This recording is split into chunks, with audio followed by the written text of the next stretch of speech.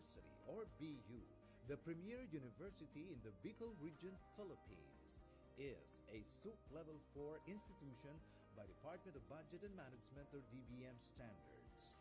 Established on June 21, 1969, following the passage of Republic Act 5521. It has 17 colleges spread across its 7 campuses in the provinces of Albay and Sorsogon, with the College of Law and the College of Medicine as its latest addition, and recently the Doctor of Dental Medicine and Doctor of Veterinary Medicine. As of latest count, Bicol University has 82 accredited academic programs, with 3 programs accredited as Level 4. It is also a Level 3 accredited institution whose reputation as a premier university in the Bicol region is rooted in its consistent top-level performance in various licensure examinations, becoming recognized as top-performing school in accountancy, social work, midwifery, nursing, education, and engineering. BU has been given its seal of excellence as CHED-recognized Center of Excellence in Teacher Education, Center of Development in Nursing Education, Center of Development in Fisheries Education, and Center for Higher Education Research. Its commitment toward national thrust and directions and in meeting the needs of its community beyond the university borders is reflected in its programs and projects as base agency for Bicol Consortium for Health Research and Development, or BCHRD, and base agency for Bicol Consortium for Agriculture, Aquatic, and Natural Resource Research and Development, or BCARD. Over the years, it has earned its place as one of the 22 leading state universities in the Philippines. Bicol University has also been recently rated as 3-star institution by the Quacquarelli Simmons, or QS Intelligence Unit, the independent compiler of QS World University Rankings. Bicol University has expanded its linkages to Europe and Southeast Asian universities.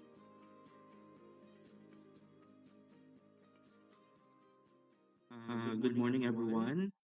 So before we officially start our program today, a reminder to the link that was shown to you, and if ever, maybe we can also share the link in the comment box.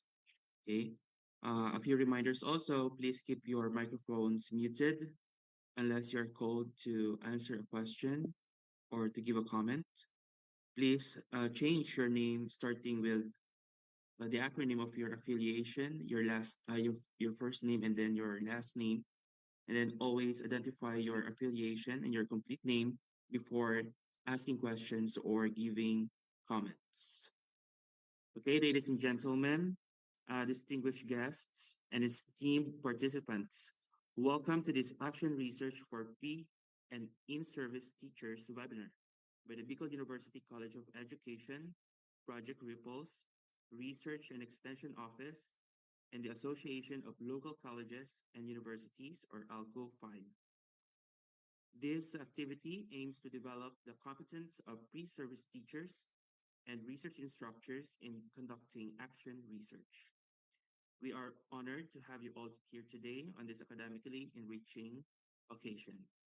So before we begin our program, let us rise for the Philippine National Anthem, to be followed by the opening prayer, which will be presented through an audio-visual presentation.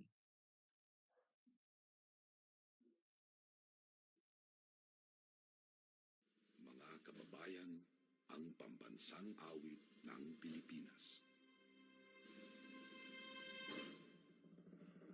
Kayang magiliw, tegas na sinakanan, alam ng puso, sa titik mo'y buhay.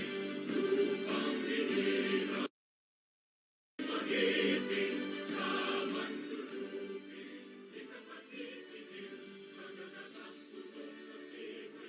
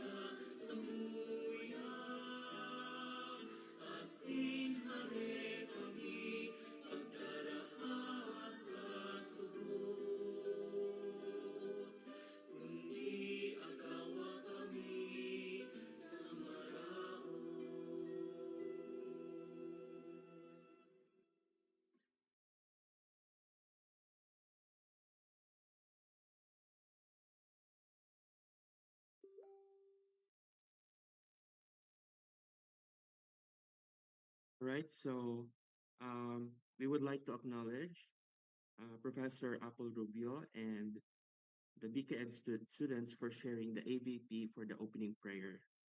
So to commence our program, we are privileged to have distinguished individuals who will deliver their welcome messages. So first, let us welcome Dr. Jovert M. Ofrasio, the President of the Association of Local Colleges and Universities in Region 5. Will also provide his welcome message. Please give a warm welcome to Dr. Ofrasio. Good morning, everyone. So, thank you so much for having me in this particular webinar on action research. So, to our Dean of Education, Ma'am Lorna, and to the project team Ripple's team leader, Doc Mars, and other members of the Buse family, thank you so much for uh, have, uh, helping the Association of Local Colleges and Universities in Bicol region in developing our pre-service teachers as well as those who are in the service, our instructors. So to our participants, especially the different pre-service teachers from various local colleges in the whole Bicol region. And also we have our beloved college presidents and college administrators. So this particular webinar is very significant in the preparation of our pre-service teachers, considering that uh, we are now confronted with various problems, challenges in the classroom setting that we as teachers, as pre-service teachers, can probably make solutions scientifically and data-driven in a data-driven manner. So this is very significant because as teachers, we should possess these competencies so that we can be very effective and efficient as well as responsive to the needs of our learners. It's a fact that not all problems in the classroom can be solved by our mother agency, the DepEd, and other private schools. That's why it's significant that as future teachers, we are already aware and we are already possessing those skills, no, to respond to the needs of our learners. This can be done through action research. That's why napakahalaga po ng webinar na ito dahil magbibigay ng napaka uh, linaw, no, and scientific way para matulungan natin ang ating mga estudyante na maka-cope sa very challenging world, especially on the learning behavior ng ating mga estudyante. So, I'm so glad na ang Buse family ay laging nasa likod ng mga local colleges and universities sa Bicol region. So, thank you so much, Buse family and the Team Ripples for this almost 2 year partnership with Alpha 5 and looking forward for more activities that will develop not just our students, the pre-service teachers, but of course the faculty and the administration as a whole. So I welcome you all and thank you so much. And let's put ourselves into this venture para talagang sulit yung ating activity this morning. Thank you and God bless us all. Thank you, Dr. Jovert Ofrasio, for your inspiring words. You really have highlighted the significance of action research. So before proceeding with the program, may request everyone to be ready for the photo opportunity. So please turn on your cameras and flash your best smiles. So we request the participants to turn on their cameras.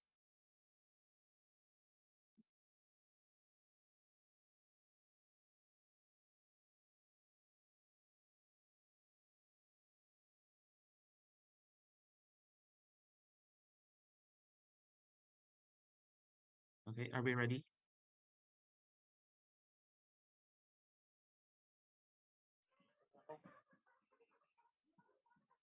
So this is the first panel. So just keep on smiling. We don't know which panel we are in. We have 8 panels. So ready na po for the first panel. Okay, let's take the picture.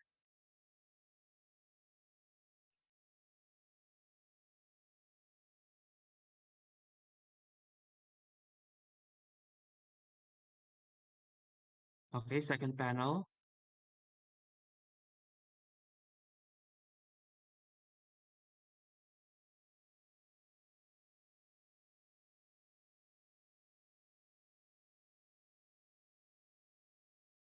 All right, let's now move on to the third panel.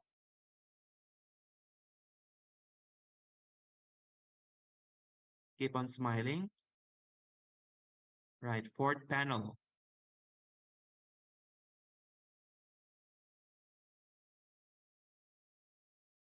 Okay, next. Fifth. There are people who are not opening their cameras here. We request you to open your cameras. That's the fifth panel. Okay, let's have now the sixth panel.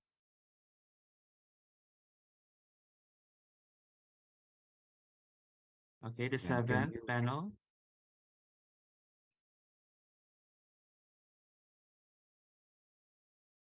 And for the last, the eighth.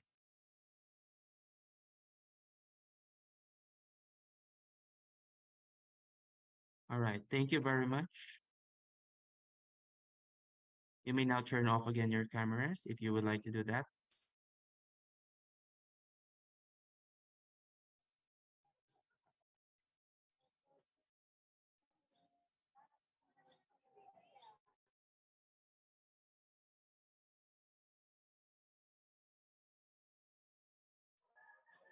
Okay, so that's our photo opportunity where we are all fresh for today's session. So now, to set the stage for our discussions, it is my pleasure to introduce Dr. Marcia Corazon Pirico, the component leader of Pagtuturo at Pag-aaral and project leader of Ripples.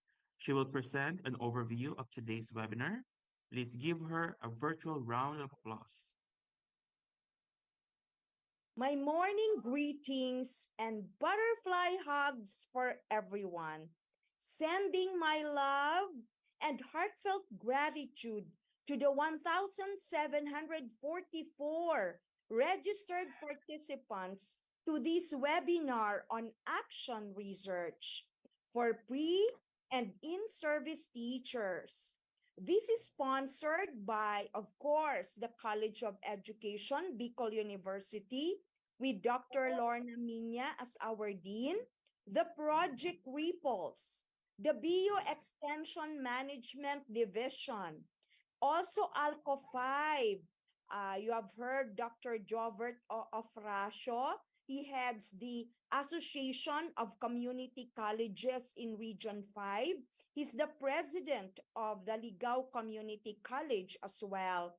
We also have the BUSE Research Office headed by our MC today, Professor Ryan De La Torre, and of course, the BUSE Extension Office with Professor Rafael Buemia as our extension coordinator.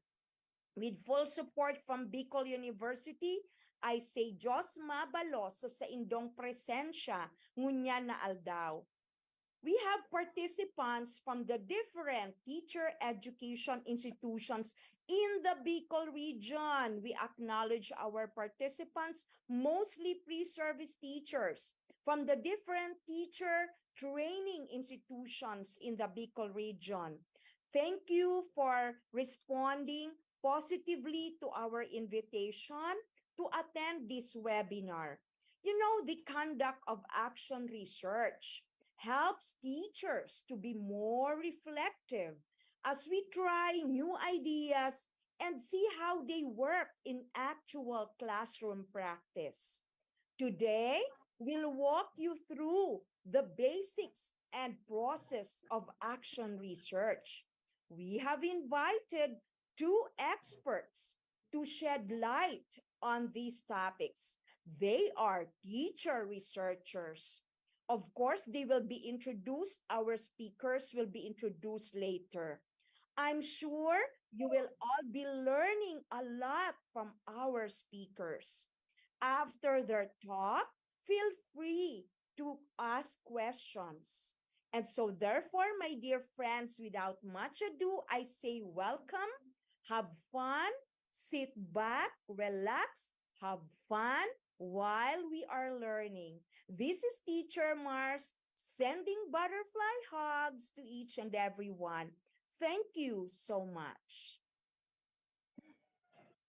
Thank you, Dr. Rico, for the overview and setting the day's targets. Let's give her a virtual round of applause. So now we are honored to have esteemed experts in the field of education with us today. It is now my privilege to introduce our first resource speaker, Dr. Sheila I. Arroco, an associate professor from the Bicol University College of Education. She holds a PhD degree in Educational Foundation from Bicol University Graduate School. She served as a research coordinator, program advisor, and research ethics committee member. Aside from being an active faculty researcher, she is also an internal quality auditor of the Bicol University. She has presented and published a number of researches in various local and international conferences and journals. Today, she will enlighten us on the basics of action research. Ladies and gentlemen, let us welcome Dr. Sheila Arroco. Thank you very much, Professor Ryan. May I greet everyone a pleasant morning, especially to the project leader of Ripples, Dr. Mars, and likewise to the component leaders of this project. Of course, to Dr. Jobert of Russia, the president of Alpha 5, and all members of Alpha 5, good morning.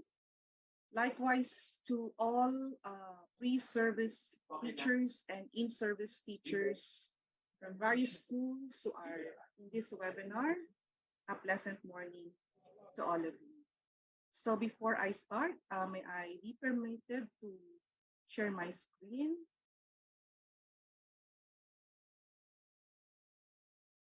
I hope that this is seen in your end. Okay na po. I-slide share na lang po, ma'am. Yeah, I'm looking for Sure. that option. I cannot see it in my, okay, it's here. Slide show po. Yan. Yan. Okay, so okay na po ba, Sir Pak? Okay na po. All right, so I am tasked to discuss about the foundations or the basics of action research. And it's not moving, sorry. Okay, it is already. And the outline of my presentation starts with looking into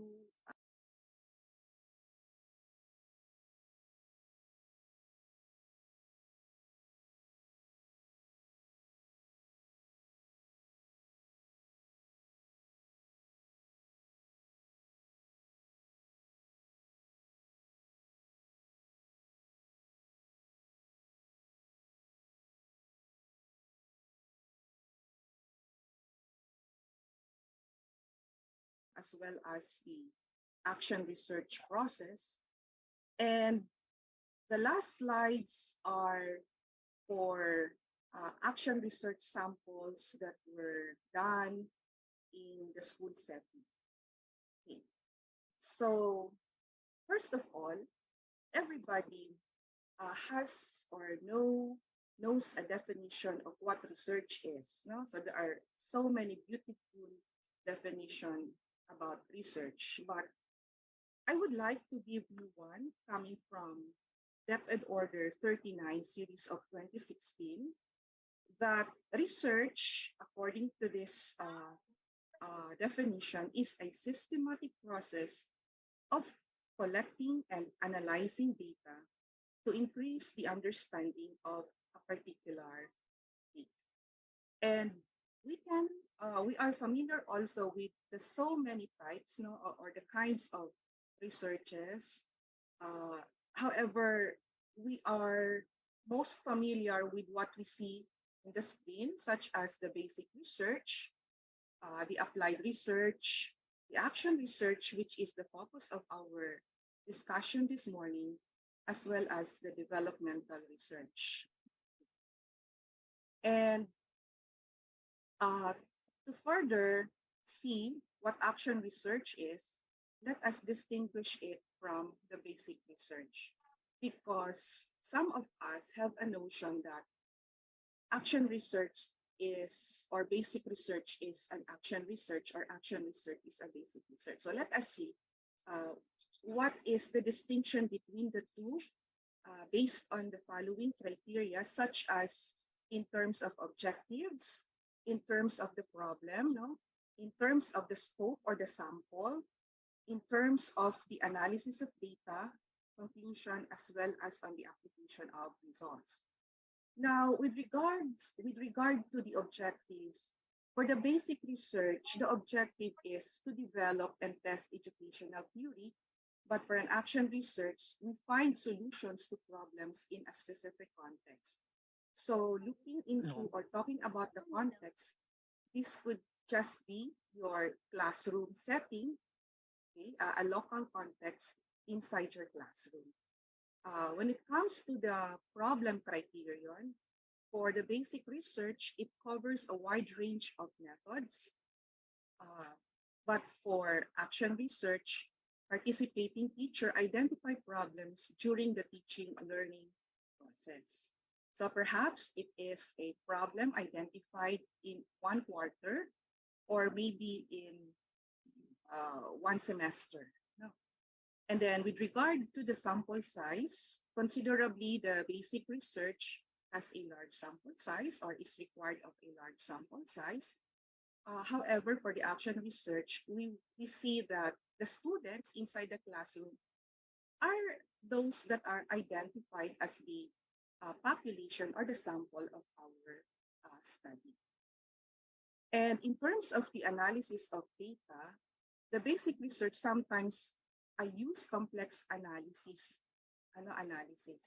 So for the action research, simple analysis are required, simple analysis of procedures. And with regard to the conclusion, for the basic research, it is in the form of generalization and developing theories. And for action research, it's on finding, the findings are local specific. So it is the real thing that happened only in our classroom. And so with regard to the application of the results, the basic research generalizations have broad applicability. Meanwhile, for the action research, the findings are used immediately in classroom situations by participating teachers to improve their own practices. So seems that the action research, we cannot really give a broad generalization, because the findings are true only in our context, in our own classroom. So why do we conduct an action research? Maybe you might be answering there in your own homes, or in your workplaces, or in your spaces now, that because it is a requirement of the curriculum. But above all this, these are the two important things that why we conduct an action research. Number one is to contribute to new practices, and the next one is to contribute to the new theory. So the first one, contributing to new practices, this is the action focus of the action research. Meanwhile, the second one, contributing to the new theory, this is actually the research focus of the action research. Right. And further, I would like to show you the various characteristics of an action research. You see that in our slide. The first one is constructivist. So just from the word construct, constructivist action researchers are perceived as generators of knowledge rather than receivers and enactors of knowledge produced by outside experts. This is according to Atwood Kenneth et al. In 1998 and other advocates of action research such as Harvest, Hendricks, etc. So the next characteristic is an action research is situational. So action researchers aim to understand the unique context of their studies and the participants involved. The conclusions of this inquiries should be understood within the complexities, within the ambiguities and nuances of particular settings in which their studies were conducted. That is according to Baumfield, Paul, and Wall in 2008, and also according to Mertler in 2012. The next characteristic you see in the slide is an action research is practical. Action researchers choose the questions that they plan to investigate based on their own concerns and professional areas of interest. The results of their studies are immediately relevant to the improvement. So take note of the word relevant to the improvement of their practice. And that's according to our teacher in 2008. And action research is also systematic. Action research is intentional, thoughtfully planned, systematic, and methodical. The research process has to be systematic in order to produce trustworthy and meaningful results. That's according to Burns in 2007. And the last one is it exciting. It's from the word cycle. Cycle. Action research starts with a research question. You are familiar with scientific methods, scientific method perhaps, no? Some of you are familiar with the cycle of the scientific method that starts with a problem and it does not, maybe you might think that it will end with the conclusion, but actually the conclusion will generate another problem. And so it is cyclic. So action research starts with a research question and ends with the application of the knowledge gained that leads to new questions and a new cycle of research. So that is according to Johnson, Mertler, Mills, Sagor, Stringer in 2018. So let's proceed to the next slide. This is the AR timeline, so the action research timeline. So you see here that it started with John Collier and Kurt Lewin, but actually, action research has been around for some 70 years. No? It has always been linked with social change for social justice. It is generally understood that action research began with the work of John Collier in 1930s. And John Collier was acting as Commissioner for Indian Affairs, and Kurt Lewin in the 1940s, wherein Kurt Lewin is a Jewish refugee from Nazi Germany who worked as a social psychologist in the US. And they believed that people would be more motivated about their work if they were involved in decision making about how the workplace was run, So they researched what happened when people did become involved. Now, in the 1950s, I'm presenting the timeline of AR, simple timeline of AR. In the 1950s, action research was taken up in education, specifically by teaching profession and with Stephen Covey. So this could also be seen in the context of the free schools and progressive education movements in the 1960s. That's according to Miller, in which the emphasis was on education for the promotion of democratic practices that would enable all people to take a full and active part in political life. Here, education came to be seen as about the production of thoughtful and responsible citizens. Then action research went into decline in the US during the late 1950s because of the focus on the need for technical excellence after the launch of the Sputnik and the emergence of new research and development models.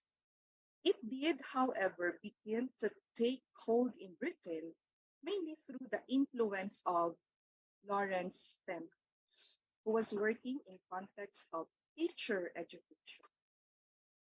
The work of Stenhouse was developed by a group of action researchers who were situated in and around the Center of Applied Research in Education, some of whom later went in their separate ways and developed ideas into other contexts. Then came Stephen Chemis, for example. He became an active and has had worldwide influence by developing ideas with participatory forms. So in general terms, action research became known as a form of practical research that legitimated teachers' attempts to understand their work from their own point of view. Now, action research is widely accepted as a form of professional learning across professions. So this slide shows the types of action research. Uh, we have here the first one is participatory action research, which is used to improve the quality of lives of individuals who make up the organizations, communities, and families. And the other one is the practical action research, which addresses a specific problem or need in a classroom, the school, or similar community. So perhaps most of us are working on the second type of action research, which is addressing a specific problem or need in our classroom, and that is the practical action research. So when is an action research applicable? So the first one is if you want to improve your understanding, if you want to develop your learning, or if you want to influence others' learning. And this one is through these three modes of AR, such as the technical action research, wherein teachers are consumers and supporters of innovation. And the second one is the practical or interactive action research, wherein teachers as co-designers of innovation. And the third one is the emancipatory action research, wherein teachers as initiators, designers, and advocates of innovation. This is the steps actually in the conduct of action research general guide or general steps or general procedure. presented by Mills, and he called this as Mills Action Research Spiral. So the first in the procedure is to identify an area of focus, followed by collecting data. And if the data is not satisfied, you go back to identifying still, go back to your focus. And if the data is satisfied, we proceed to the analysis and its interpretation. But if you have incomplete or data is not that complete, we go back again to collecting data. So I don't know if some of you here in a defense was advised to go back still to the locale or the setting of your study and collect other more data in order to satisfy the focus of the research. And then after analysis and interpretation of data, we develop an action plan. And then from this action plan, then born the identification of another area, which will be another action research, another type or another action research. And there are so many action research models. I just would like to show you this very familiar one. This is the plan, act, observe, reflect, or the action research cycle. So what do we do here? For planning, we set improvement goals to identify. This is where identification come in, information come in, then we analyze the information.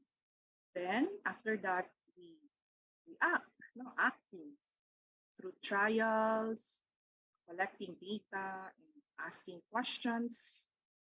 And we do observations, then we do reflections by evaluating, implementing, and revisiting what we have.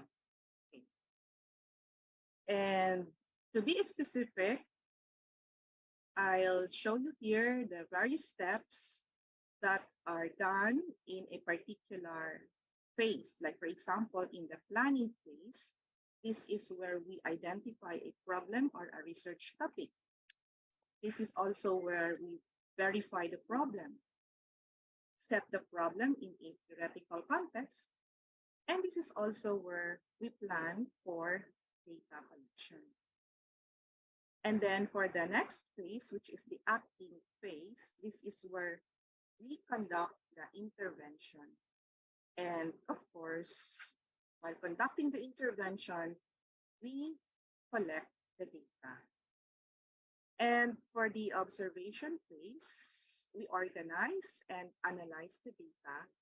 And for the last phase, which is the reflection or the reflect phase, these are the various steps that are taken.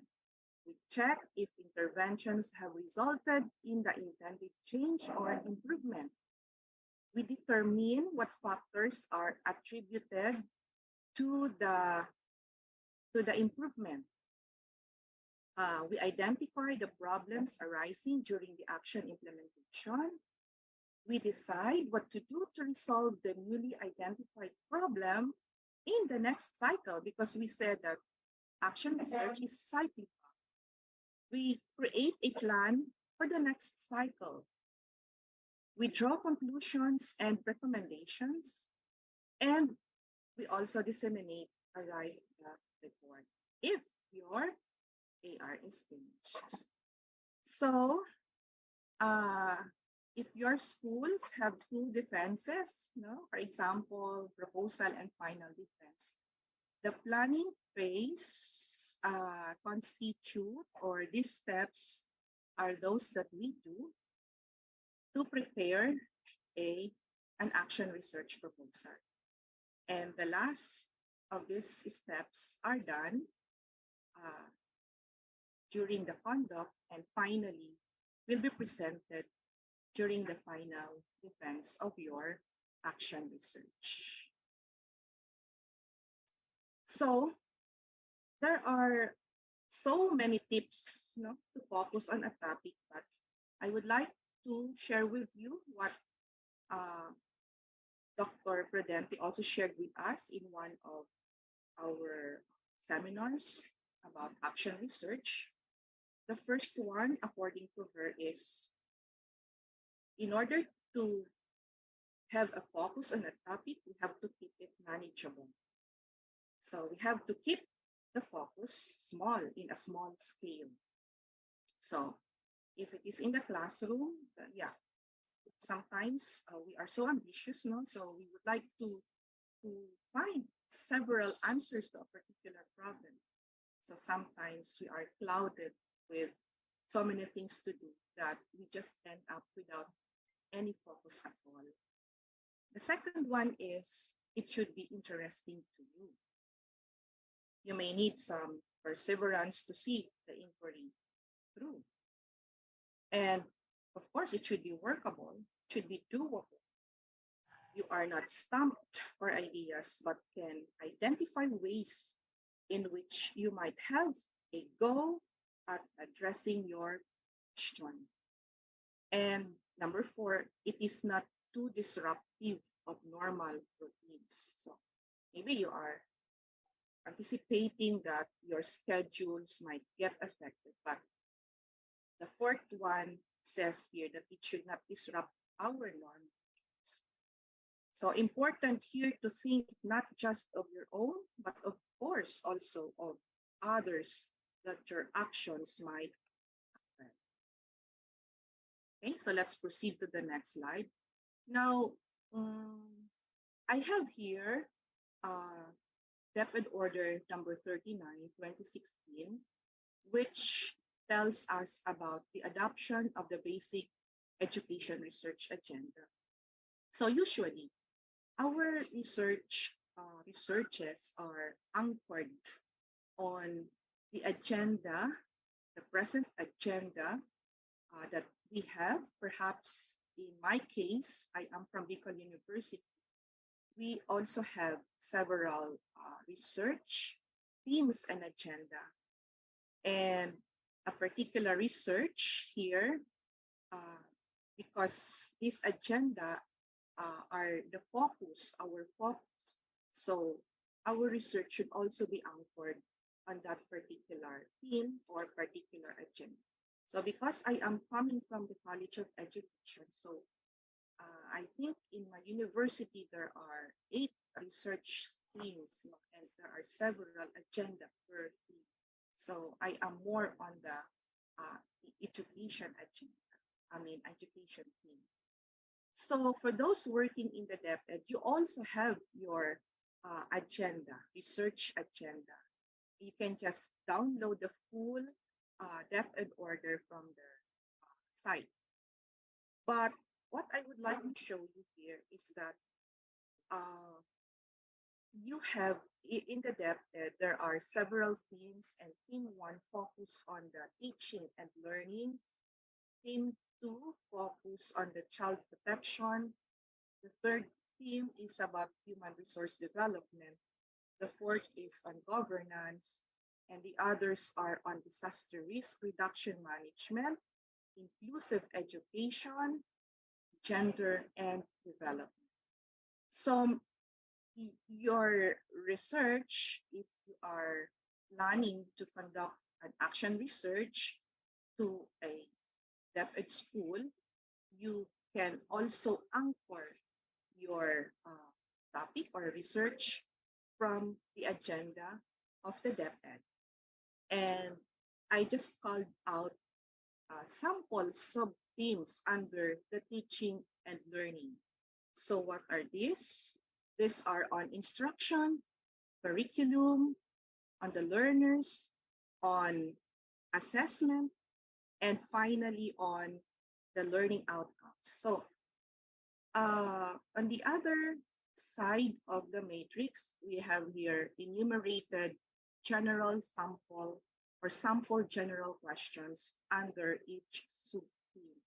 But if you have a time, you can find it from the DepEd order that is complete, a complete document. So I just extracted some for the sake of this lecture or discussion.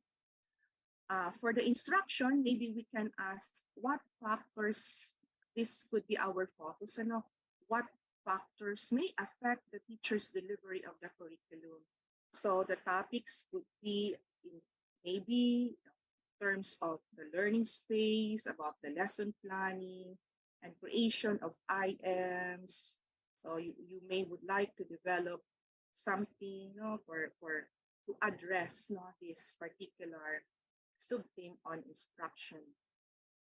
And then for curriculum, perhaps you would like to be guided by this question: how is the curriculum able to contribute in achieving the learning outcomes?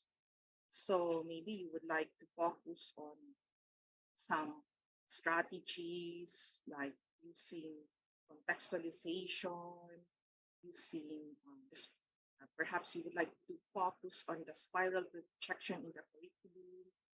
Maybe you would like to delve on use of higher order thinking skills. You would like to integrate the DRR, etc.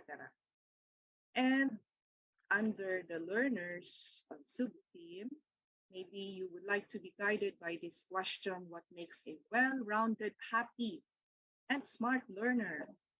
Or learners, no, smart learners. So can work on with multiple intelligences, the teaching strategies, external and internal environment, etc.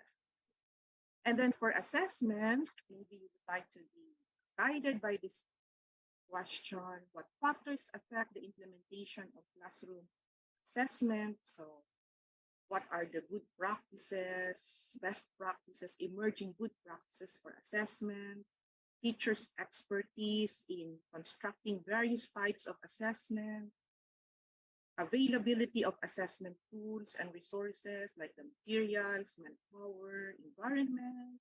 So perhaps you already heard the word portfolio assessment, etc. No? You know those assessment strategies.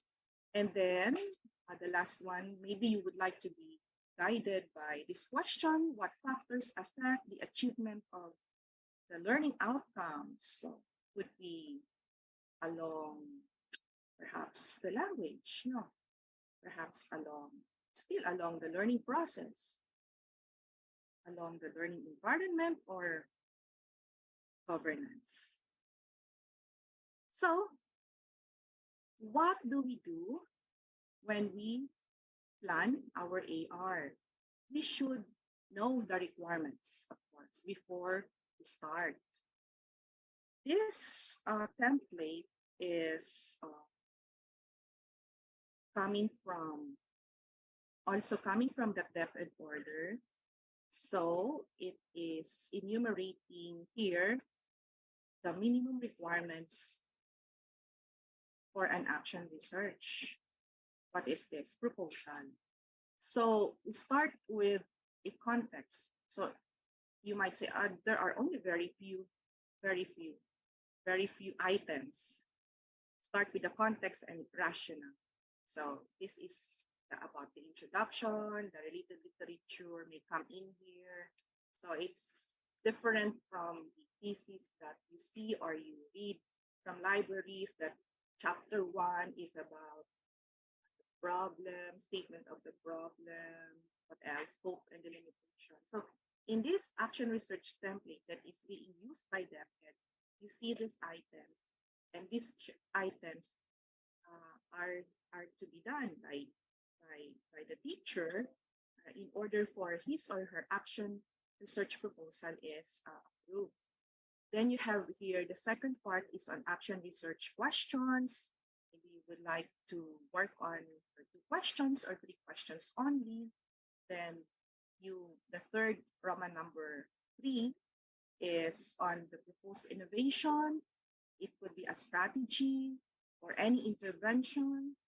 Then Roman number 4 focuses on the action research methods that will include your participants. Perhaps you would like to use two classes. One is experimental, the other one is the controlled. So you also discuss here that your data gathering methods and then the data analysis plan. And Roman number 5 is on action research work plan and timelines, where you can present here the work plan in the form of matrix, no? And the timelines also. And of course, there's always a cost no, in doing our activities. So you can also present in Roman number 6 the cost estimates. And of course, the plans for dissemination and utilization can include also presenting your final report in Congress, or you can write a publication out of what you found out from your action research. And of course, we do not forget the references.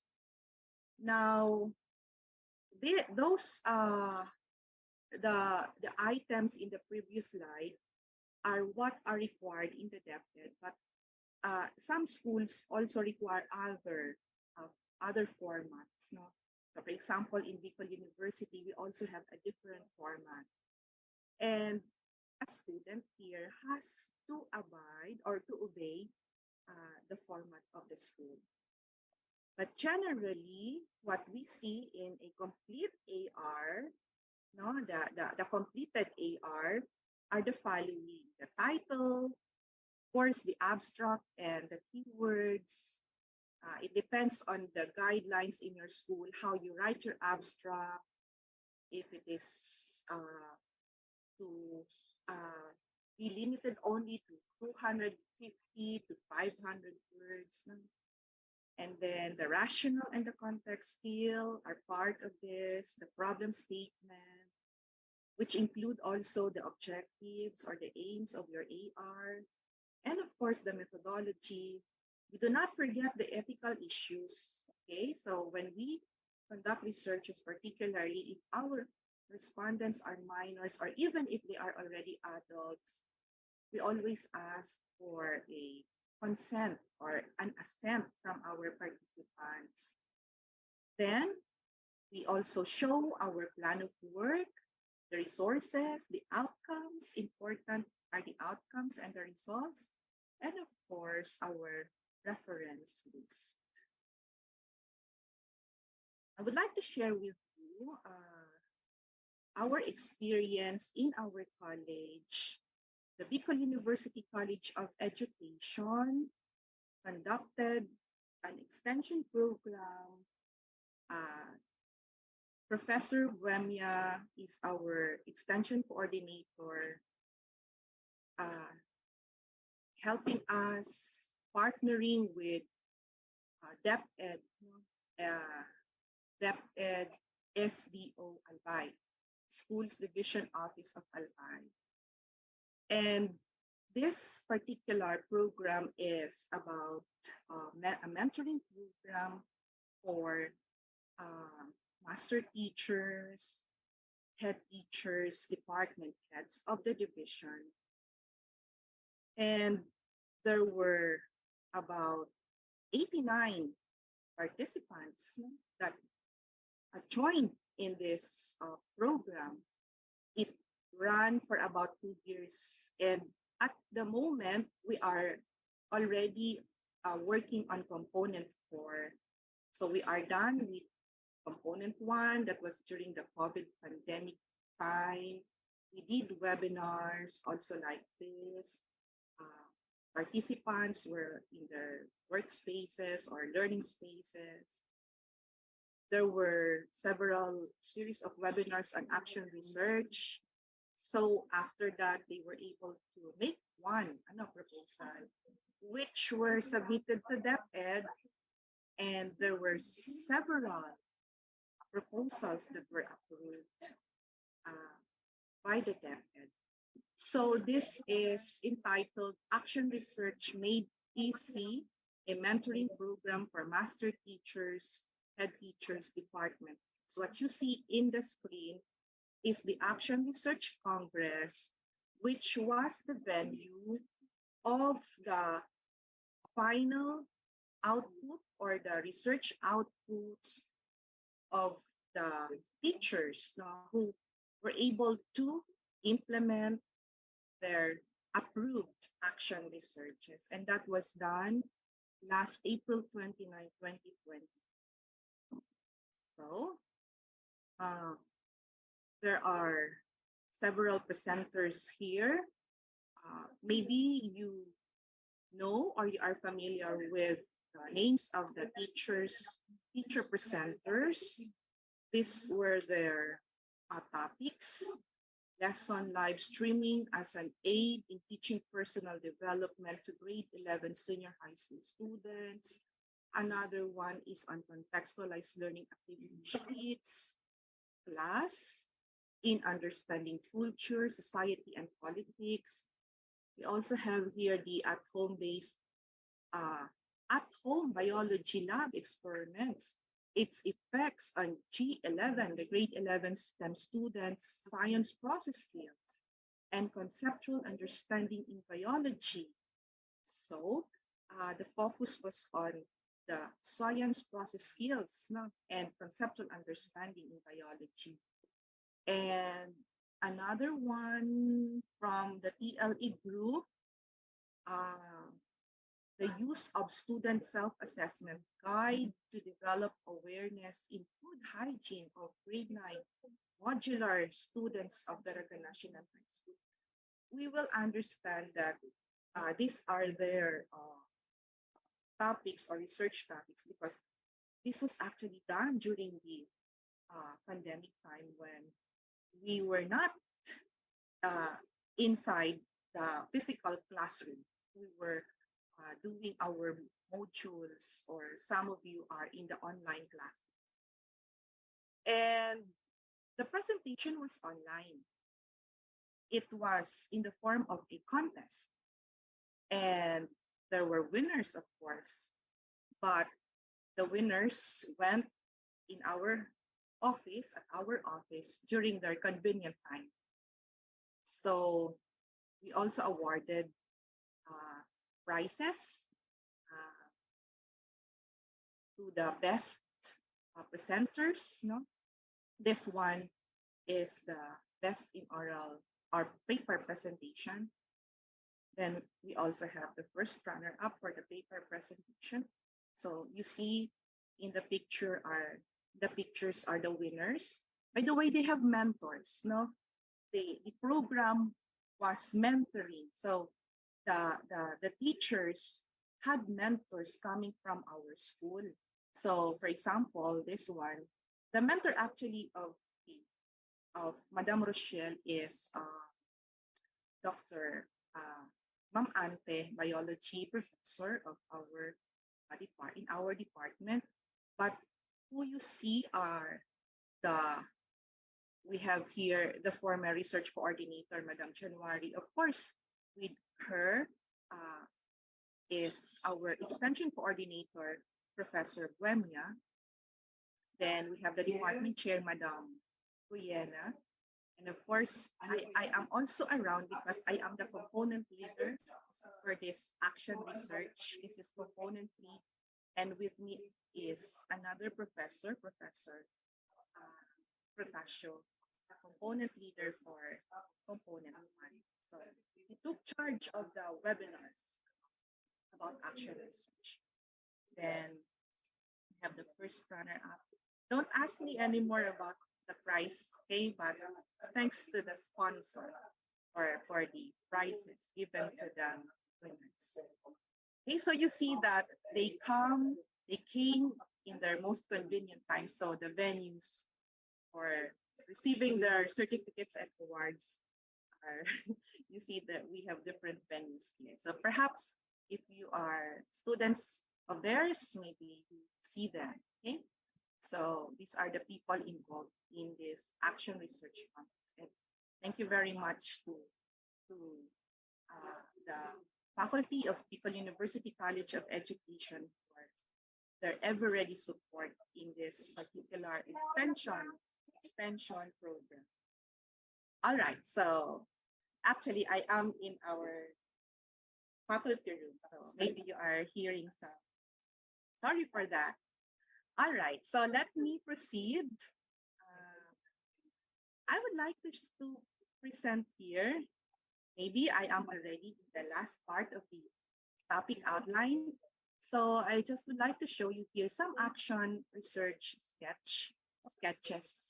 So for example, this one, we have here the use of student self-assessment guide. So ano yung kanilang ano? What was her aim? Just to assess the effect of using a student self-assessment guide during the conduct of performance tasks in group theory classes. Okay, so these are the specific questions.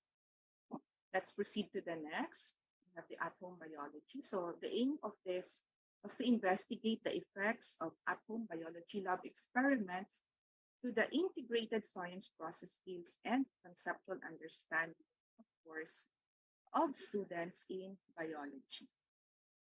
Then we also have the contextualized learning activity sheets, aimed to develop contextualized learning activity sheets in understanding culture, society, and politics. All right. We also have our students. I believe this is our curriculum, that part of our curriculum in the BSEd and BEd programs is the conduct of a research. So particularly an action research. So in our experience, there are plenty students. So they actually would prefer to group themselves and present an action research. So only very few situations, I think, that there is only one student in a particular research, but most of the time they are in tandem,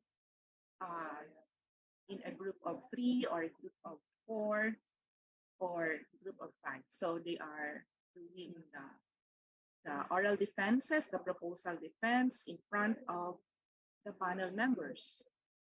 Okay, so I have captured this. I am a teacher of research class. I asked permission also to capture their activity while they are on their defenses. So there are other samples of action researches. For example, this one, action research, a tool for improving teacher quality and classroom practice.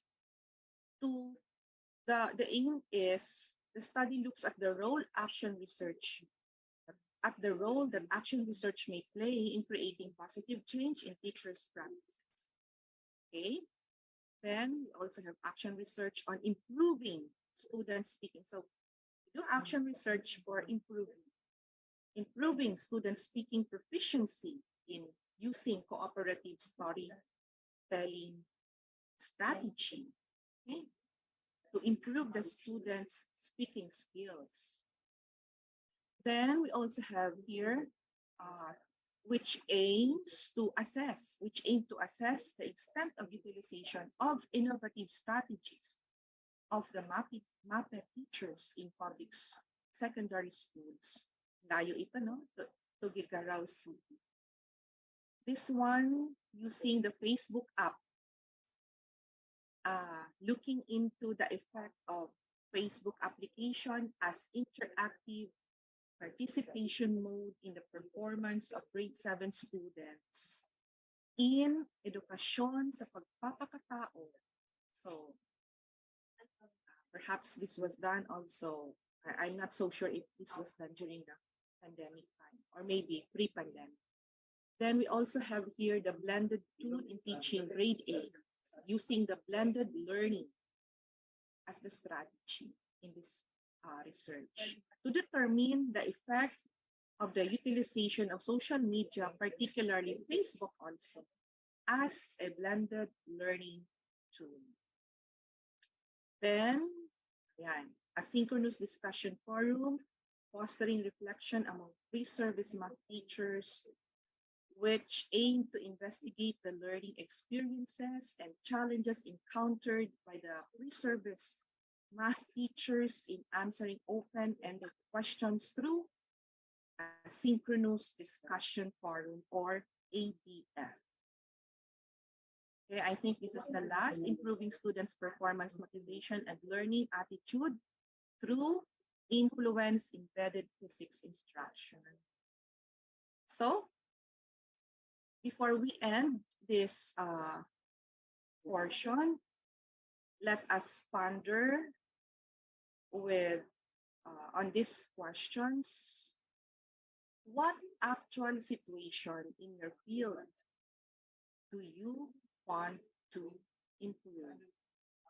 So, for the pre-service teachers, for the teachers, perhaps you can answer this directly, no? So without any more, because this is your situation, this is what you see in your classroom now. But for the pre-service teachers who are still inside the classrooms of their schools, maybe they may not be aware of what are happening in the actual field. So maybe we can just pay visit to the schools where you would like to conduct your action researches, so that you may see the actual situation in that particular classroom, and look into some strategies or uh, what what you would like to do in order to improve such situation, or what is your intended action to address that situation. So let us remember this one coming from McNeef, Lomax, and Whitehead in 1996. According to them, remember, any improvement is still improvement, no matter how small. So even if I heard this from one of our speakers also, that even if there is only a slight improvement, but still that is an improvement. So let us not be disappointed, and maybe there's still next time to improve. Again, we conduct another action research, because as we have seen from the slide, one of the characteristics of an action research is that it is cyclical. So maybe you are not satisfied with this improvement, then you conduct another one until you become satisfied. Right? So I think that is all. These are the references of my presentation. Thank you very much for listening. May I return the virtual floor to our MC. Okay, thank you po. Thank you very much, Dr. Sheila Arroco, for your insightful talk. We now have a full grasp of the essence of action research, which helps us establish our foundational research skills. So let us give Dr. Arroco a resounding, virtual clap. So following Dr. Arroco's presentation, we will have a question and answer session to address any queries and insights from the audience. Those in the Zoom meeting may click the raise hand icon, and if called, please say your name and affiliation before asking a question. Our participants on Facebook Live may type their names, affiliations, and questions, which will be shared by our facilitators. Okay, so those in the Zoom meeting, if there are questions, we request you to click the raise hand button and you will be recognized.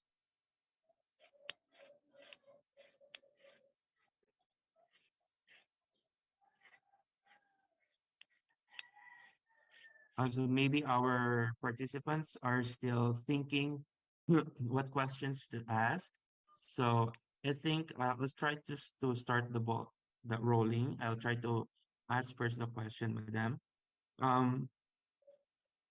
what we have learned the significance of action research, its practicality, how it will help us in the classroom, in the teaching field, no?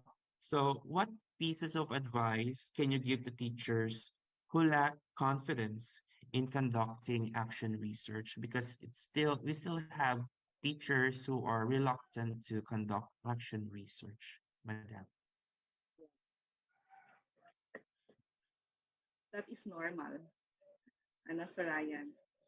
Yeah. So maybe we can partner with those who are already doing this activity, uh, and maybe through a mentoring program, they can also be helped. Because there are some who, by just thinking of the word research, they, as much as possible, they would like to listen about it. They would not like to hear about it because they would they would see that it is uh, tiring. No, it's tiring. But if we, doing such is we do not start like very good or excellent. Already. Uh, Let us just start, and let us not get disappointed if we find the results to be not according to what we want. So maybe because in the process of doing such, we are not actually after the end. So let us also look at the process. So maybe in the process we are learning, so that next time when we conduct another, we have already learned from our small mistakes and we do not anymore commit that. So finally we will be arriving to intended or to what we want to have as a result. So attend seminars also like this, wherein uh, you will perhaps listen to some insights coming from other speakers, particularly in other parts of, of, of research. Like, for example, in my case, I only gave the basics, but I believe that there are some speakers who will be talking about other parts of the research. So let us just have a positive attitude because we take note that, let's take note also that we are, as teachers, we are also researchers, or we are, we research also what we teach. So I think, Sir Ryan, if one is not so confident, then maybe he or she can just ask help from others who are already doing this. Okay. Thank you very much. So that's right, no. According to Madam, we have to start no matter how small. She mentioned about that code, no. A small improvement is still an improvement. It's very those words are worth remembering.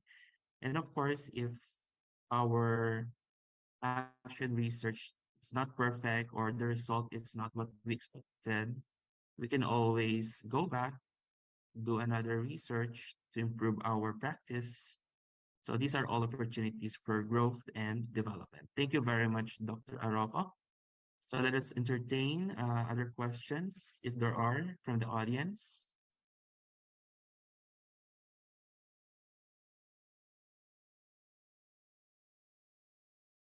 Okay, so we have Professor Dennis Soliman. You're recognized, sir. You may open your microphone. Good evening, sir, and good evening. Good morning, ma'am, and good morning, sir. I'm from Bicol Community College po, a fourth-year student and Filipino major. And my ask po, sir and ma'am, is that I know, ma'am, that you already have your action research and you are research instructor, as what you've said earlier. What do you think, ma'am, is the challenges that we need to expect as we are because I don't really have an experience doing action research. So what do you need? What things do we need to expect, or what's the challenges that we are what do you the challenges that we are na pwede po naming ma-encounter while doing the action research po. Yeah. Okay, thank you very much, Sir Dennis. No? So I would like to answer that question based from what I also observed from my students. First of all, in my classroom, the problem actually is they don't know a problem, a research problem to work on. So basically, because we are just focused on the four walls of the room, so we have to go out. Okay, so we have to move out, and we have to do some observations. You can go back to your former school. They ask you had an experience, some issues perhaps in the teaching learning or instruction or other teaching learning aspects doon sa school mo dati. Then you may still go back and ask the teacher if this is still an issue. You can talk to your teacher what we can do to improve a particular also issue. So we have problem on, let's say, achievement of the students, ano bang mga sa Philippine, reading or writing, no? So you can talk with the teacher. Now, of course, that is already a challenge because it will also affect your schedule in your school because you are still entering your academic subjects. So you just find time for that.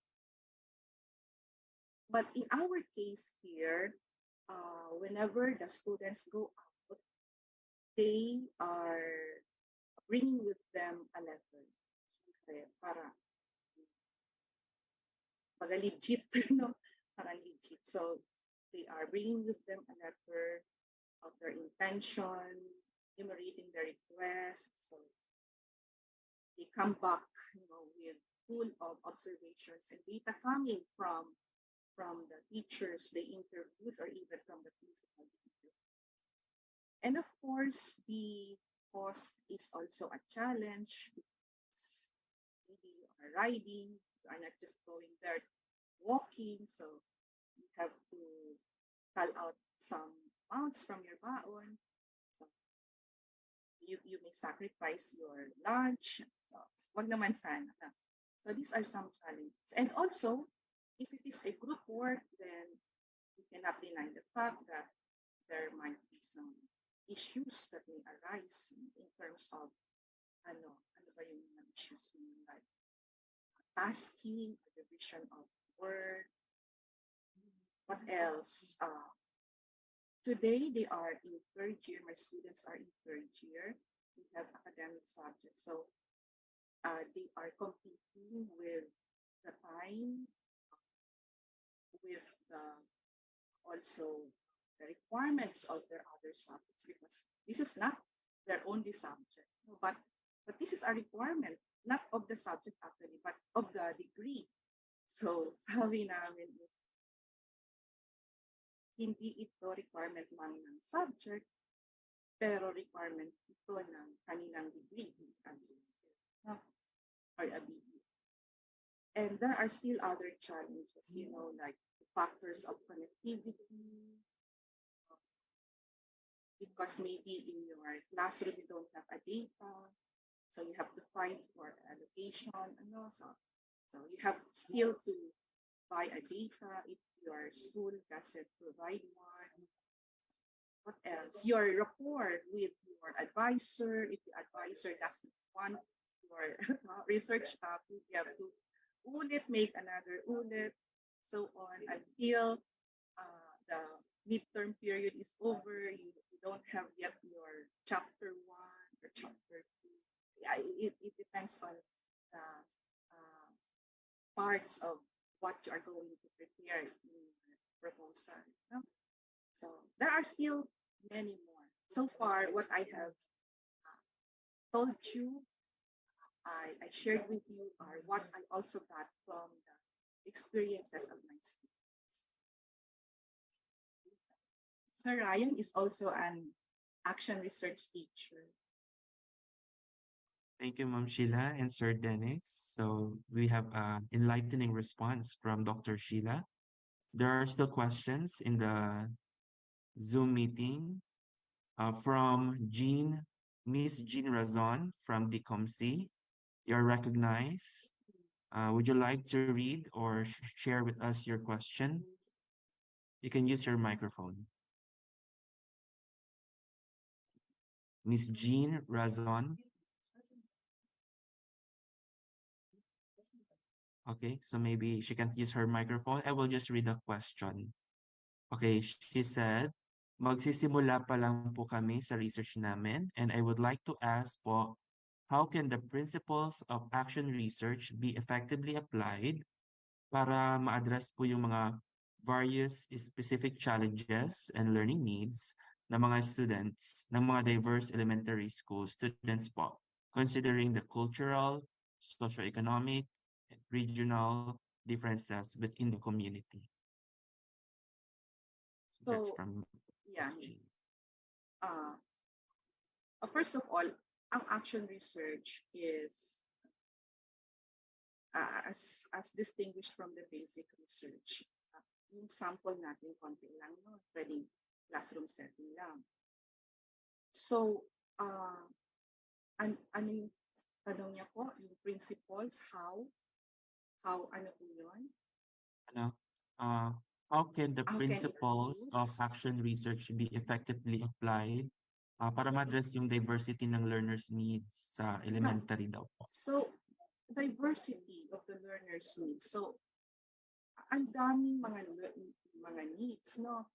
So, sabi baga natin, we just find a focus. So, kung ang dami-dami nito, gusto natin itong pag-isa-isa lang na research, parang mahihirapan po talaga. So, let us identify kung ano yung priority muna natin dito sa mga needs na to ng students natin. Okay, so, then, yung iba naman yung identify na needs. So, para makatapos tayo. No, so, ganun lang po. We make it simple kasi usually we want our researchers so ambitious na hindi na natin makita yung focus. So, just have a focus. Okay po? All right, thank you. We still have a question from Steven Reyes of DCOMC. You are recognized. Good morning, everyone.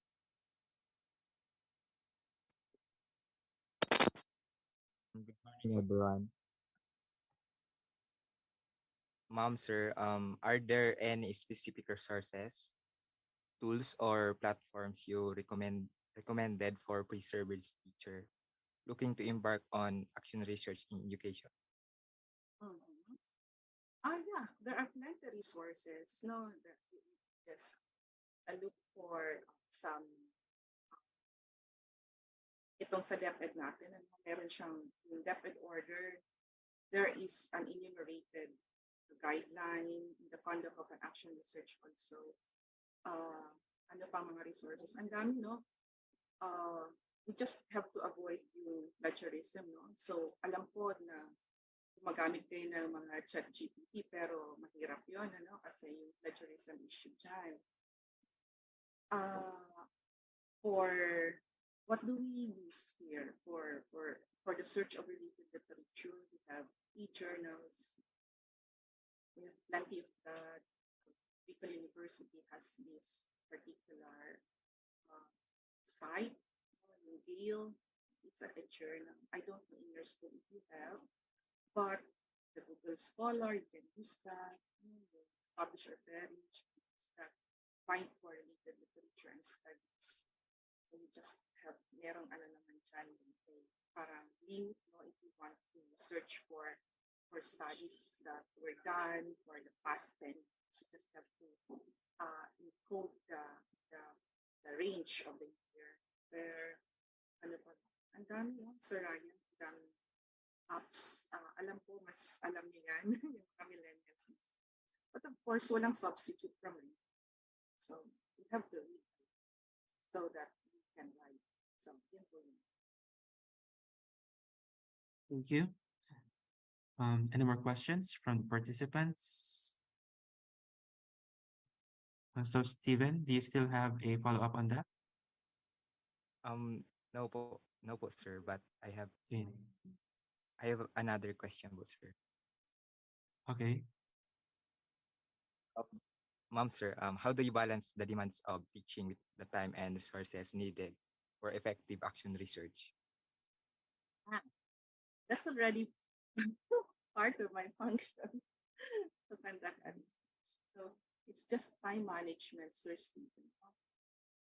So, we do our work, we go inside the classroom. In my case, I'm meeting my classes.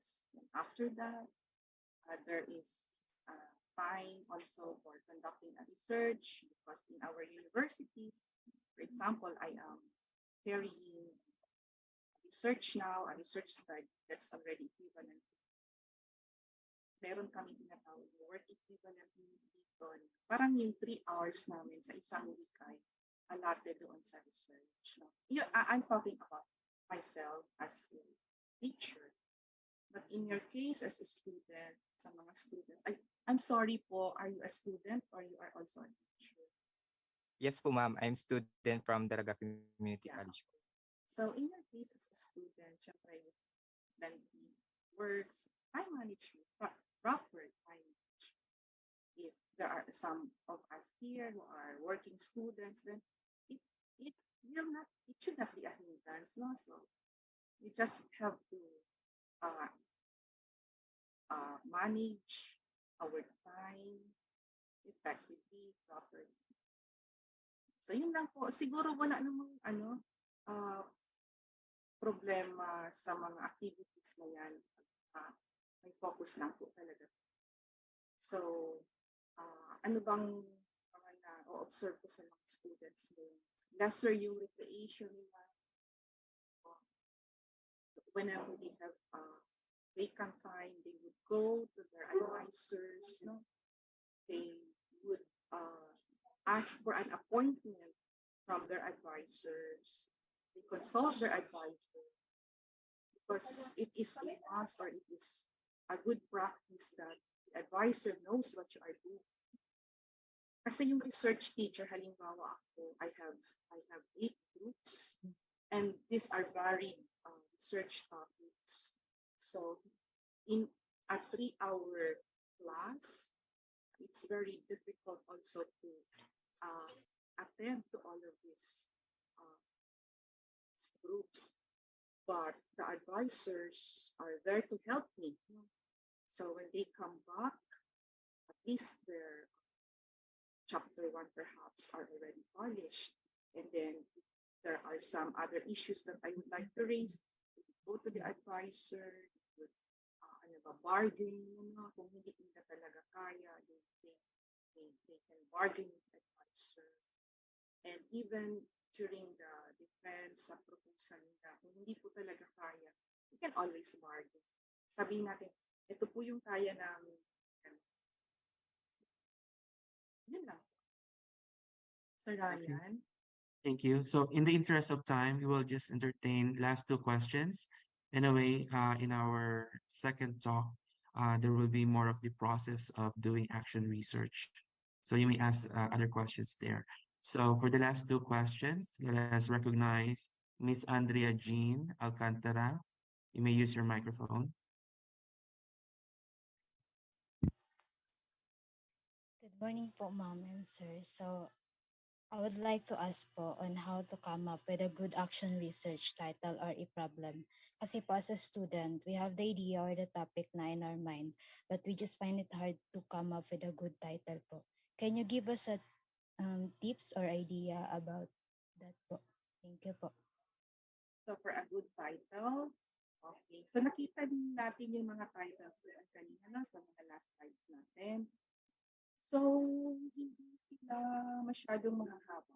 So yung mga the titles are composed of the variables, no? Yung kung meron kung tinatawag na independent and dependent variables.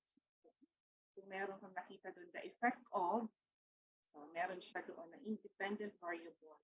Tapos to, for example, the student's achievement, attitude toward the subject, no, dependent variable are dependent from the intervention that we are going to give to the student. So I think this will be another session kasi meron maganda talagang workshop dito sa paggawa ng mga titles. Kasi minsan gusto natin ilagay yung yung place, yung for example, anong school mo po? Daraga Community College. Pero meron mga guidelines na we omit the school, the title. No, parang ilalagay na lang natin siya doon sa scope, no?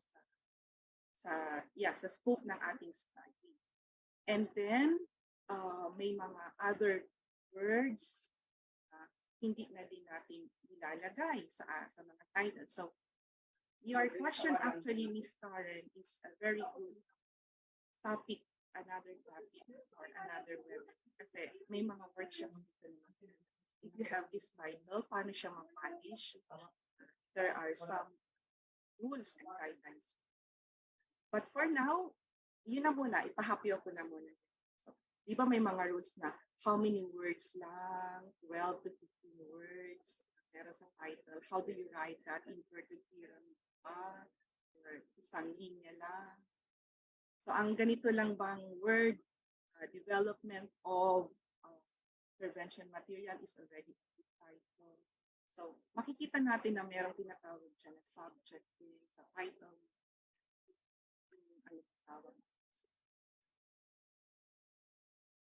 May organism na tinatawag. So, yung mga ano na yan, terms na yan, maganda din ang pag-aralan din natin yung another set of terms.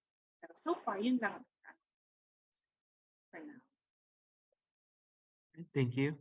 For our last question for this session, we have Miss Karen Padua from DCOMC. You're recognized. Hello po. Good morning po. Am I audible po? Yes, you are.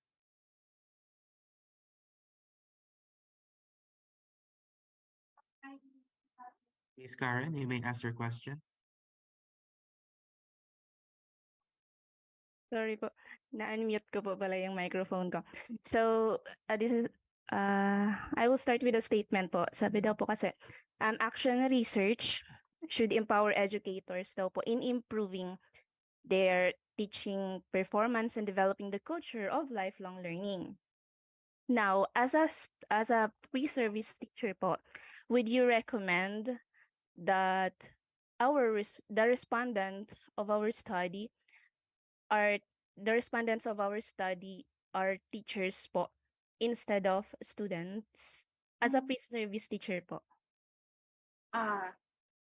The teachers the teachers can also be your respondent, no?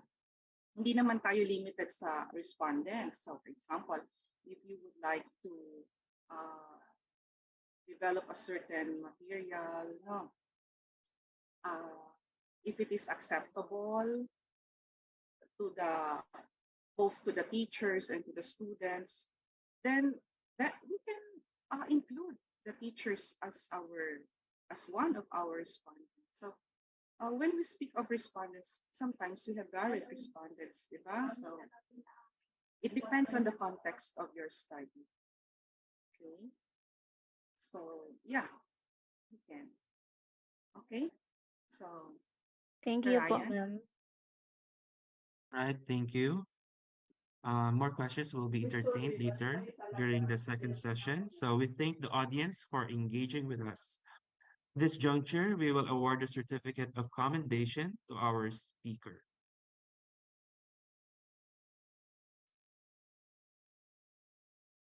So we will now have the awarding of the certificate of commendation to our first speaker. So the citation reads, BU College of Education, Project Ripples, Association of Local Colleges and Universities 5, BUSE Research Office, BUSE Extension Office, Certificate of Commendation is hereby presented to Sheila I. Arroco, PhD, for sharing her invaluable insights as resource speaker on the topic The Basics of Action Research during the Action Research for Pre- and In-Service Teachers, a webinar held on October 11, 2023 via Zoom and Facebook Live. Signed, Ryan G. De La Torre, MA, Research Coordinator. Signed, Rafael B. Bohemia, MAED, Extension Coordinator. Signed, Marcia Corazon P. Rico, PhD, Project Leader. Signed, Lorna M. Minya, PhD, Dean. Signed, Jovert M. Ofracio, Eddie, President, ALCO 5. Let's give a big round of applause to Dr. Sheila Arroco. Thank you, Madam. Thank you very much and happy writing to all. All right, so next, we will be privileged to hear from our second resource speaker, Mr. Romel Carl R. Peralta, a Master Teacher 2 from DepEd Ligao National High School. He holds a Bachelor of Secondary Education major in Physics, graduating with honors cum laude. He pursued his Master of Arts in Physics Education at Bicol University Graduate School and subsequently earned a Doctor of Philosophy in Educational Foundations from the same institution. Mr. Peralta has garnered numerous local and national accolades. In 2020, he was recognized as an outstanding teacher in innovation by InstaBright publication. The following year, he received the Global Teachers Awards for Innovation and was named an outstanding teacher in science, technology, engineering, and mathematics education. His project proposals, Project InnoCubes, and Project Bitrex received funding from the Department of Science and Technology. It's true. For 2 consecutive years. Additionally, he clinched the title of National Champion in the recent DOST SEI Second InnoBox search for most innovative learning resource material in science and mathematics. Mr. Peralta has also authored and presented research papers at various local, national, and international research conferences and forums. Currently, he holds the position of Master Teacher 2 at Ligao National High School, Ligao City, and enjoys a fulfilling family life with his spouse and 2 children. He will guide us through the process of conducting action research. Please give a warm welcome to Mr. Romel Carl Peralta. Hello, good morning. So, naririnig na po ba ako? Hello? Yes, sir. Yes, Okay na po. Okay, thank Okay you very much po. To our BUAMT coordinator, my former professor, one of my favorite professors, Dr. Marcia Corazon Rico, to my former mentor in Albay Division, Professor Rafael Buemia, to my dissertation advisor, Dr. Sheila Arroco, to the Dean of College of Education, Dr. Lorna Minya, and to the President of ACU, am I right? Dr. Jovert Ofracio, my friend, Dr. Jovert, good morning. And to the pre-service teachers and teachers as well in Department of Education and various private and state universities in our region. And I think we have also participants coming from Visayas. Good morning. So please allow me to share with you. Actually, ang gagawin lang naman natin this morning is more on sharing, because I will share to you my experiences in doing action research. However, I cannot share my screen. Sir, naka-disable po ata. Yan. So, yan. So, okay na. Start na po tayo. So again, I will share to you my experiences in conducting action research. Actually, I started in making action research way back in 2018 when I was assigned in Ligao City Division and promoted as master teacher to in-embrace ko na yung culture of excellence ng Ligao City Division when it comes to doing action research. So next slide please. So our objectives for today is to discuss comprehensively the action research process and to gain practical insights to implement action research in professional practice, fostering a culture of evidence-based decision-making and continuous improvement. Next slide. Yan.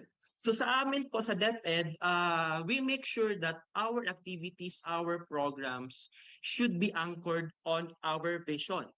So the DepEd envision that we, all stakeholders, which includes the teachers, the student, we dream of Filipinos who passionately love their country and whose values and competencies enable them to realize their full potential and contribute meaningfully to building the nation.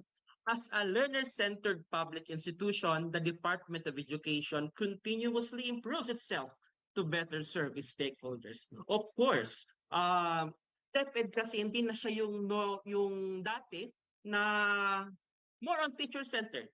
Now, the Department of Education ay more on maybe sabihin natin stakeholder-centered. We involve all the participants, all the stakeholders in our school, which includes the teachers, the students, the parents, the administrators, the LGU. So tulong-tulong kami, tulong-tulong tayo para magkaroon tayo ng magagaling ng mga mag-aaral and soon to be mga citizens na magiging assets ng ating pinakamamahal na bansang Pilipinas.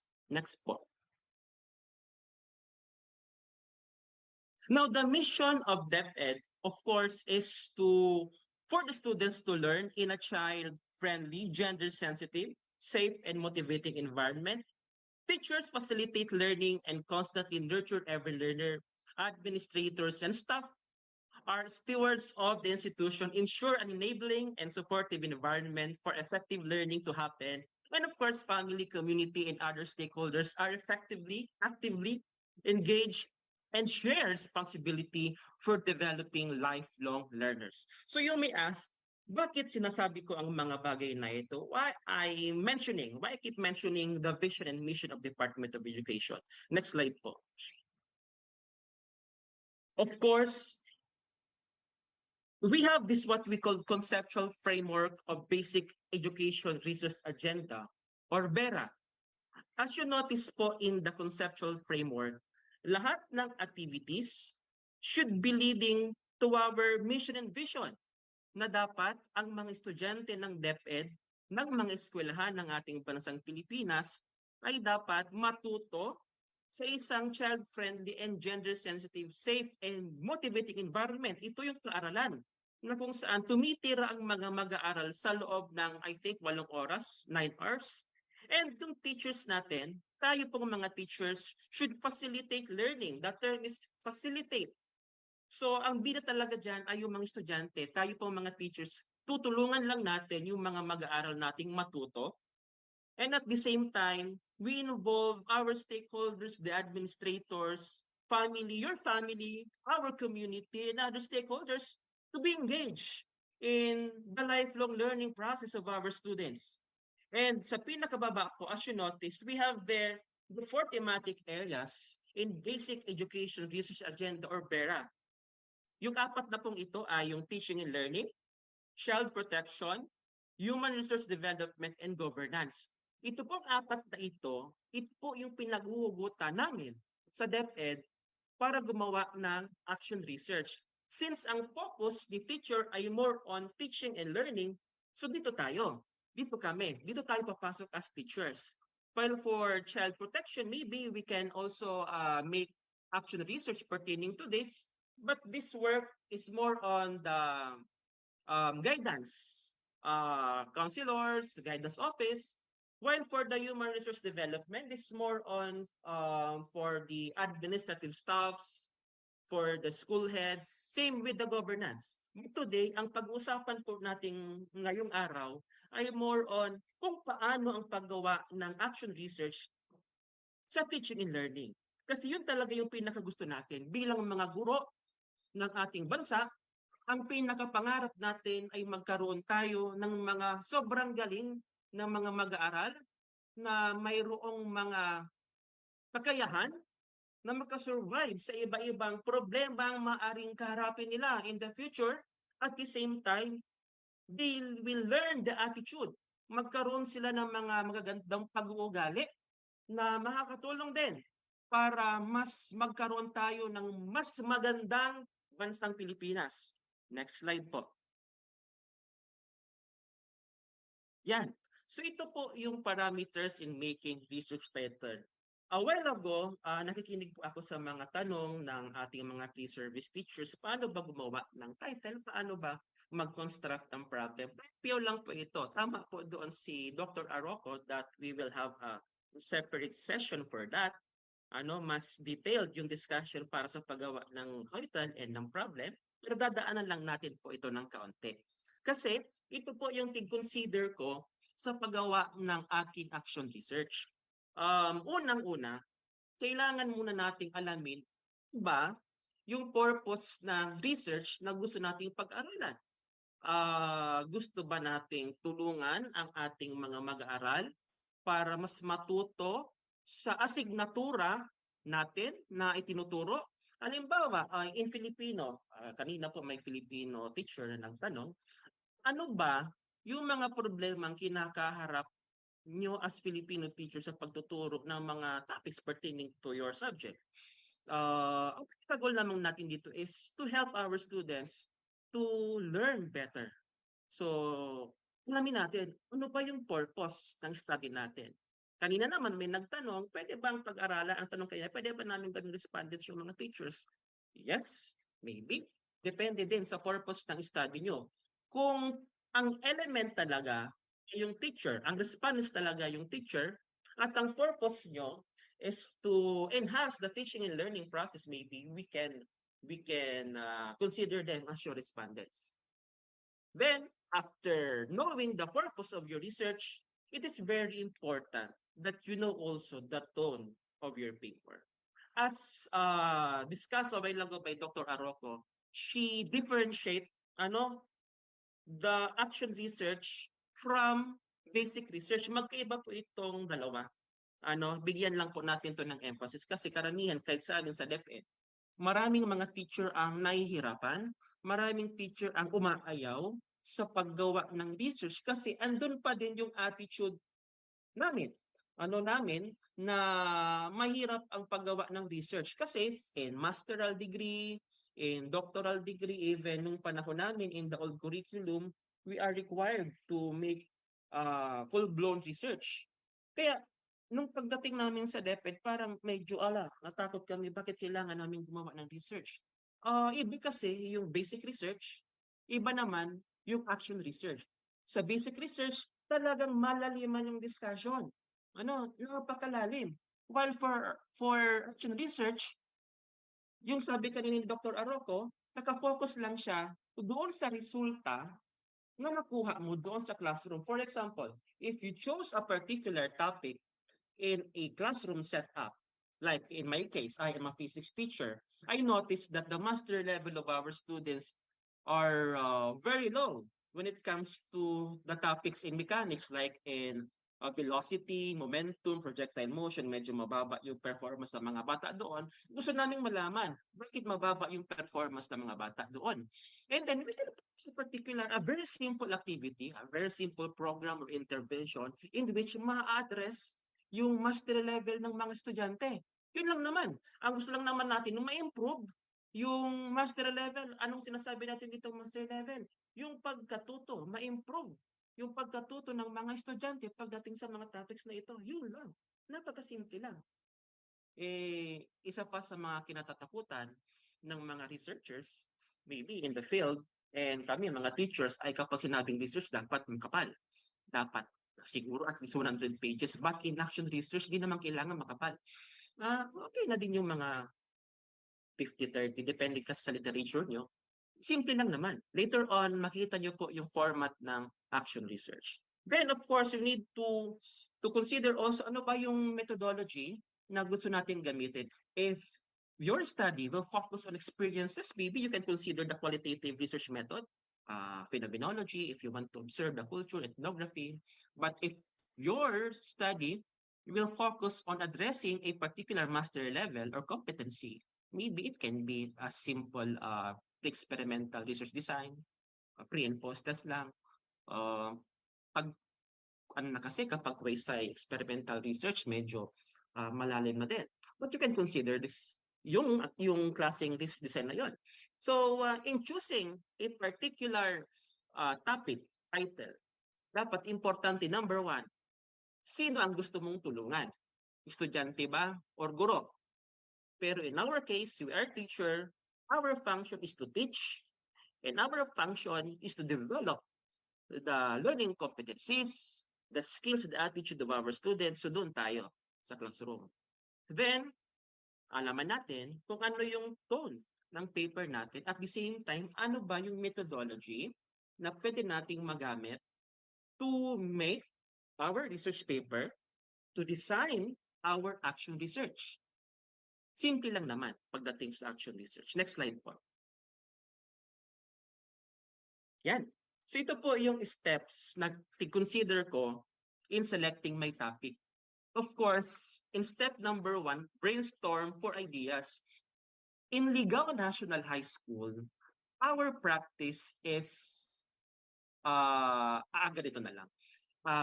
We have learning action cell. Even if nung nasa Albay Division, may learning action cell kami na sinasabi. Itong learning action cell na po ito, bawat buwan, may araw kami na kung saan nag-uusap-usap kaming mga teachers.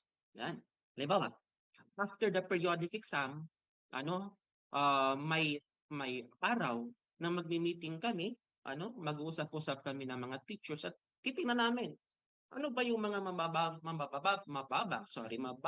competency ng mga bata. Saan sila nahihirapan? Bakit sila nahihirapan? So yun ang mga tanong namin kapag nakuha na namin yung item analysis. Kapag nakuha na namin yung mga data after the periodic exam. Alamin namin doon saan sila nahihirapan. Anong mga topics ang mabababa ang performance ng mga bata. Sibat kami sa board. Ano ba yung mga possible reasons? Pwede ba yung teaching strategy namin hindi effective? Or baka learner's material? Or pwede naman, baka teacher factor, boring ako magturo, kailangan kong galingan masyado. Or baka yung learning environment hindi na conducive para sa mga bata. So, during our learning action cell, we brainstorm, nag-uusap-usap kami, and we consider these things, yung mga lesson namin. And then, pipili kami doon. Isang topic na pwede namin pag-aralan. So for example, ang napili namin is more on strategy. Then next learning action cell, magse-session na kami about different teaching strategies.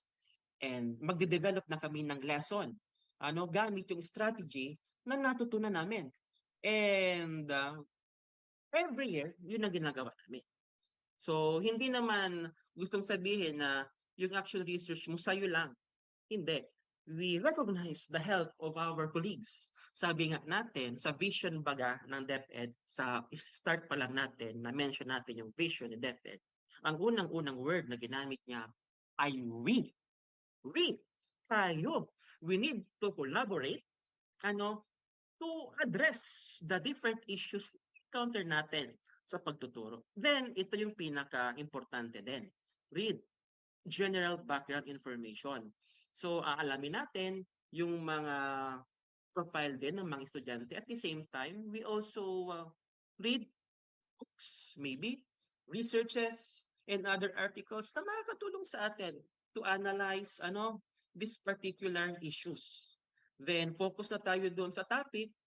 Then, magsulat na tayo ng mga keywords. Ano ba yung mga keywords na sinasabi? Like master level, like siguro mechanics, like conceptual understanding, like attitude, like social skill. So siguro itong mga words na itong narista natin, pipili tayo doon. Ano ba yung gusto nating tutukan? And yun ang magiging variable natin sa paggawa ng study.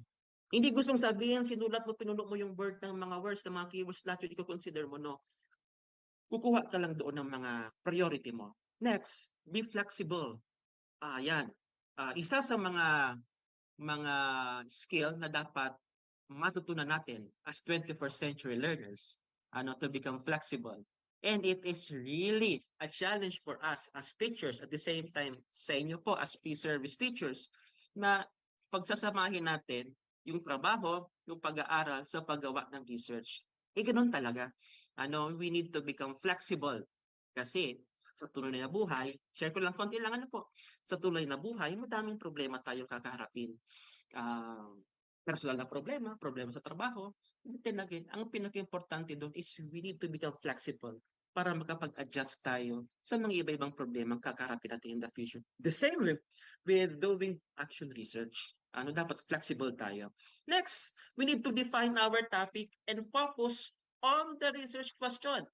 And research and read more about the topic. Dapat magbasa lang tayo. Kanina po nagtanong yung isang participant natin, ano yung mga applications, ano yung mga search engines na pwedeng gamitin sa pag-research? Madami. Madami? We can use Philippine e-Journal. We have many journal websites. Pero ako talaga ang gusto ko doon tayo sa library natin.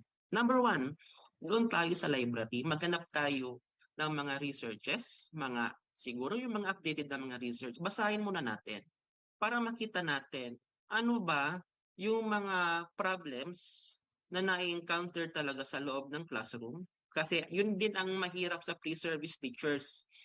Hindi pa masyadong immerse sa loob ng classroom. Kaya sa paggawa ng action research in college, nahihirapan din sila. Unlike with us, as teachers talaga, in-service teachers na nasa field na. So araw-araw nagtuturo, araw-araw madaming problema ang na-encounter, kaya madali mag-isip ng problema. What I think, number one, unahin nyo muna magbasa ng mga local literatures, local studies na available po dyan sa mga library nyo. I think sa Bicol University may library, sa Daraga Community College may library. So, gamitin natin yon.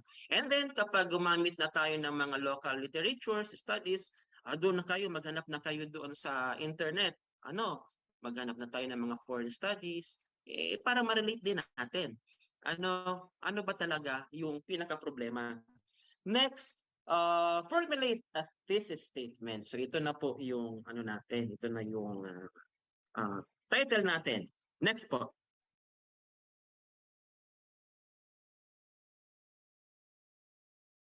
Yan. So, we have the characteristics of good research question. So, unang-una, ang kinonsider ko po is, number one, dapat focus, as we mentioned a while ago, dapat focus lang sa isang topic yung study nyo. Huwag masyadong maging idealistic, huwag masyadong lawakan. Simple lang. Next, dapat researchable. Pag sinabi natin yung searchable, hindi siya yes or no questions. Dapat more on how and what. Then feasible ba? I-consider niyo yung time. Ilang buwan ba kayo dapat mag-research? Halimbawa, in case sa inyo, mga college students, mga pre-service teachers, one sem lang ata, I think, correct me if I'm wrong, one sem lang ata yung ibibigay sa inyo sa paggawa ng research. So dapat simple lang. Dapat matapos siya sa isang sem, hindi yung matatapos siya after 1 year, 2 years. So hindi ganun. Next, specific. Indeed, your topic should be very specific. At the same time, look at semi-complex. When we say complex, specific, at the same time, complex in the sense that we need to consider different literatures. We need to consider studies also to justify your topic. And then your research question should be relevant. Relevant sa ngayon. Halimbawa, tapos na yung modular learning. So, wag na natin yung i-touch. Nasa post-pandemic period na tayo. So ano na yung mga problemang kinakaharap ngayon sa loob ng classroom? Unang-una, learning loss. May mga bata like in elementary, in grade school, may mga estudyanteng hindi marunong mag-pronounce ng word. Kahit sa amin, sa high school, may ilang-ilang estudyante kami na nahihirapan sa pagbabasa. So yun ang tutututin. Yung literacy level ng mga estudyante. Or maybe, doon naman sa mathematics, ano ba yung mga prerequisite topics na hindi nila na-discuss? Like sa senior high school, may topic dyan na rational expression, pero ang kailangan niyang prerequisite concept, yung yung operation sa fraction. So, yung ganun. Doon tayo sa relevant ngayon. Para updated din. Next po. Ayan. So, paano na tayo mag-formulate ng research question? Yan. We need to choose a topic. Siyempre, yung topic mo, medyo broad pa yun. So, inanaraw natin ng kaunti. Focus lang tayo sa mga specifics.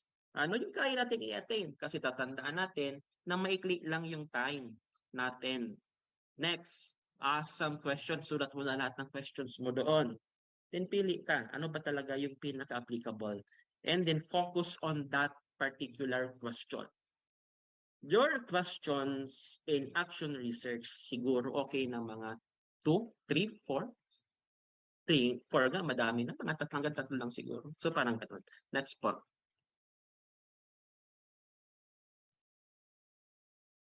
Yan. So we have elements in writing statement of the problem. So kapag magsusulat ka na ng statement of the problem, ito yung ginawa ko. Ano po?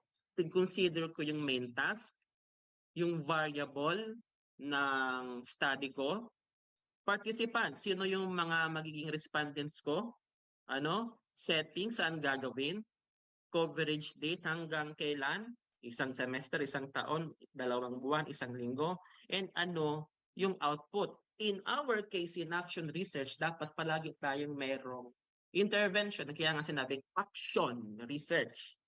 Ito yung problem mo, then gagawa ka ng action para masolusyonan mo yung problema mo. Okay.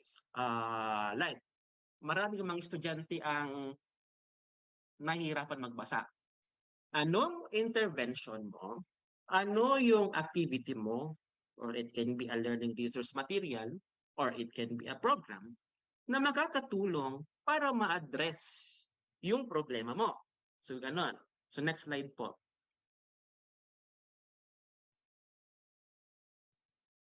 Yan. In my case, ito yung ginawa ko.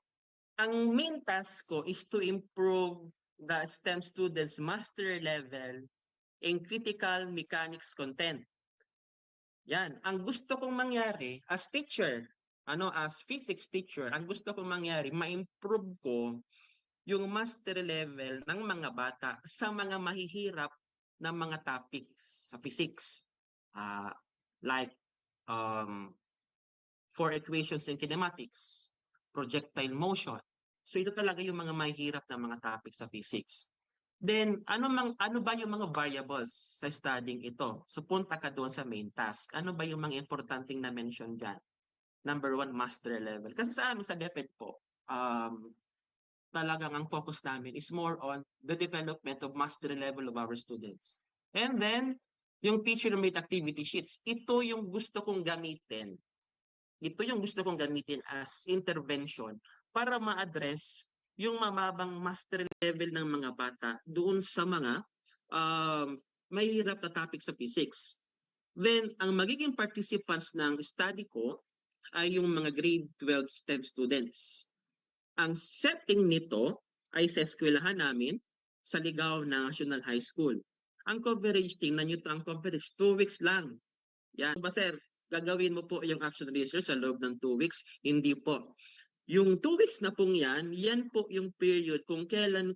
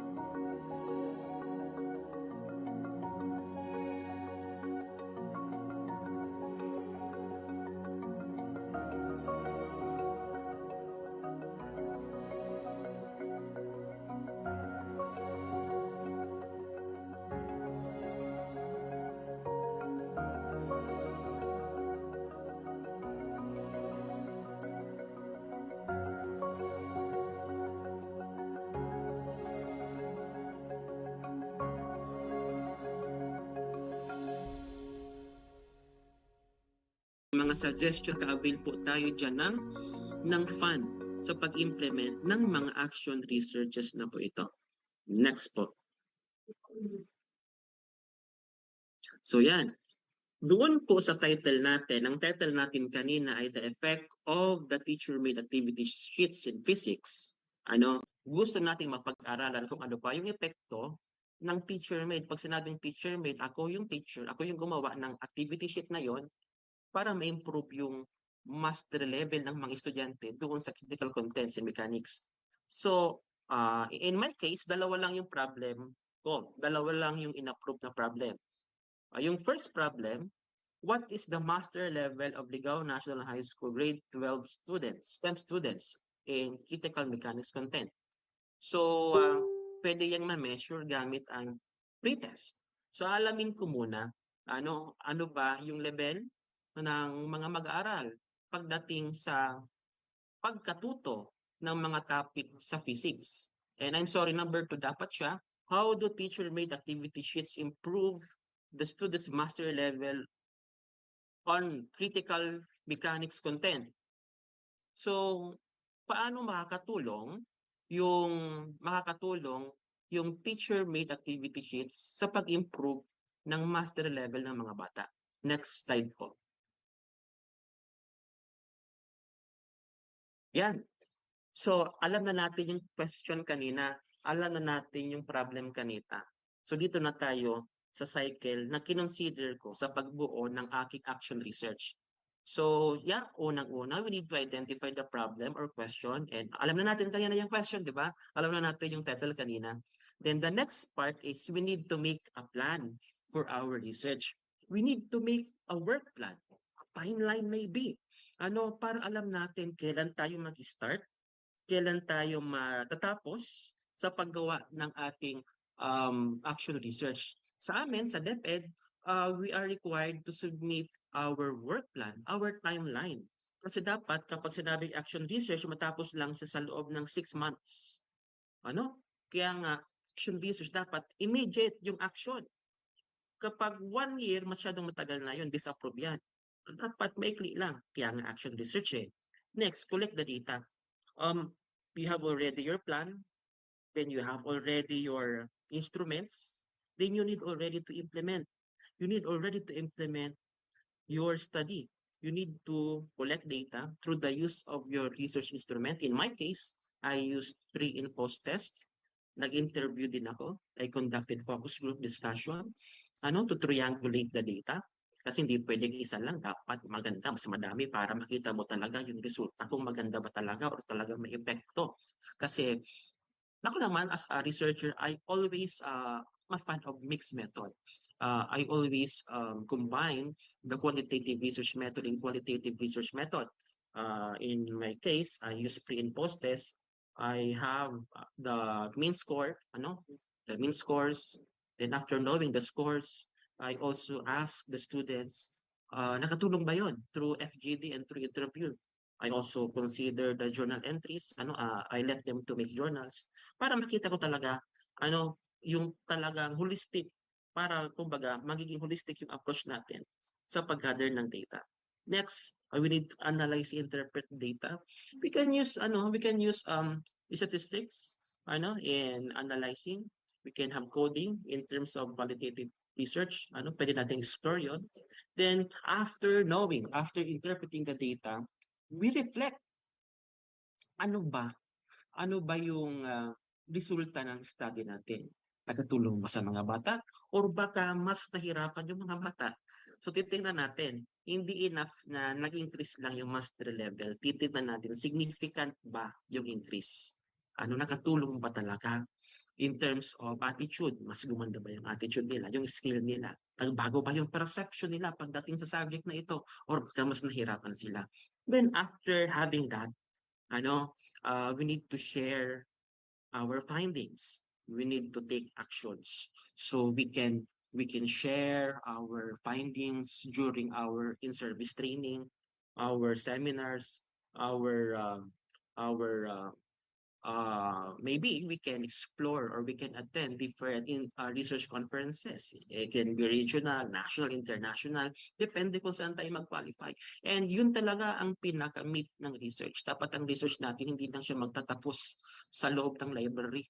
Dapat hindi lang matapos sa pag-bind ng mga research. Hardbound na okay na, hindi ganun. Dapat we share our findings. We inform the public. Ito yung findings ko. Ito yung na-discover ko. So yun talaga yung pinaka-meat, yung pinaka-purpose ng study, to contribute to the growth of knowledge. Next po.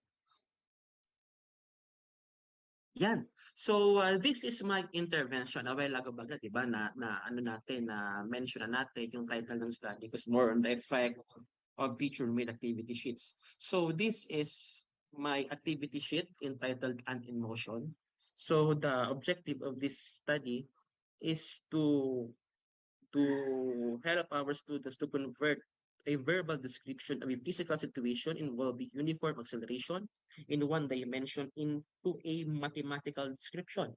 So the content here is more on motion along horizontal line. So ito po yung isa sa mga activity sheets na ginawa ko. And yan pong picture, yan yung activity nila, yan yung ginagawa nila during our lesson. So, tapos na-implement lang sa loob ng isang araw yung yung activity sheet. Next po. No, kalawang activity sheet na ginawa ko, ang title na po Rolling Ball. Ang competency na ina-address po dito is to describe the motion using the concept of relative velocity in 2-dimension and 3-dimension. So I allow my students to make roller coaster models. Actually, this is a open inquiry activity. When we say open inquiry in science po, di ba, we are using inquiry-based learning. So we have different levels in inquiry-based learning. So I use the highest level, which is the inquiry level, to our STEM students because these are STEM students. Dapat yung activity na ibinibigay sa mga estudyante should be challenging. Dapat hindi siya very simple, dapat challenging sa part ng mga estudyante natin. Next po. Next po. So we have the activity 3, activity sheet number 3, yung sa experiment. Now, this table po is my work plan. Yeah, this is my work plan. So as you notice po, tumagal lang siya actually yung pag-implement ng yan. So yung una, 2 weeks po yung submission approval ng research proposal kasi nagpapa-approve po kami ng yung development phase sa 1 month.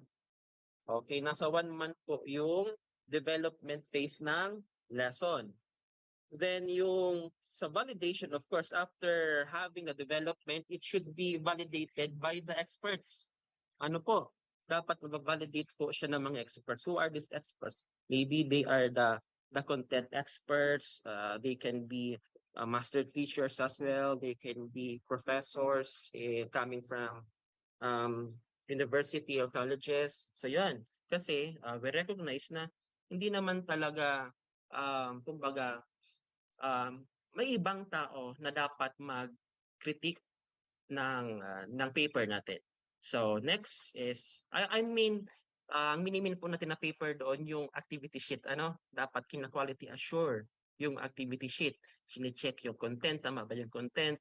Tama, naka-anchor ba siya doon sa curriculum natin? Tama ba yung mga instructions in terms of grammar, in terms of flow, nagpa-follow ba siya ng principle ng inquiry-based learning? So parang ganun. Then, the implementation. So sa akin, 1 month yung binigay ko dyan. Yung target ko talaga, 1 month, syempre, may allowance siya. But in reality, since 3 po yung activity sheet na nagawa ko, tumagal lang siya ng 2 weeks. Actually, 1 week, 1.5 week lang. Kasi yung isang module, kaya siyang matapos ng isang araw, then discussion kami, group presentation, more on, matatapos siya ng 1.5 week. Then, yun na. After implementing, I have already the data kasi madali naman makuha yung data. Test lang after the activity, after the lesson test. Then after the test ulit, test ulit. Then, completion of research, action research. So, nagsulat lang ako sa loob ng 1 week. Oo, 1 week lang naman kasi you have already the data. Basta focus ka lang, madali mo naman siya masulat. And then, yan. So, I shared my findings through Learning Action Cell. In our school, we have our LEAP program or Learning Enhancement Activity Program and other research conferences. Next po.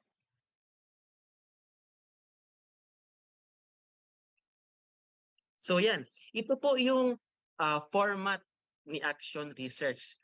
Ang source po natin ito ay ang DepEd Order number 16 series of 2017. Of course, the first part is the context and rationale.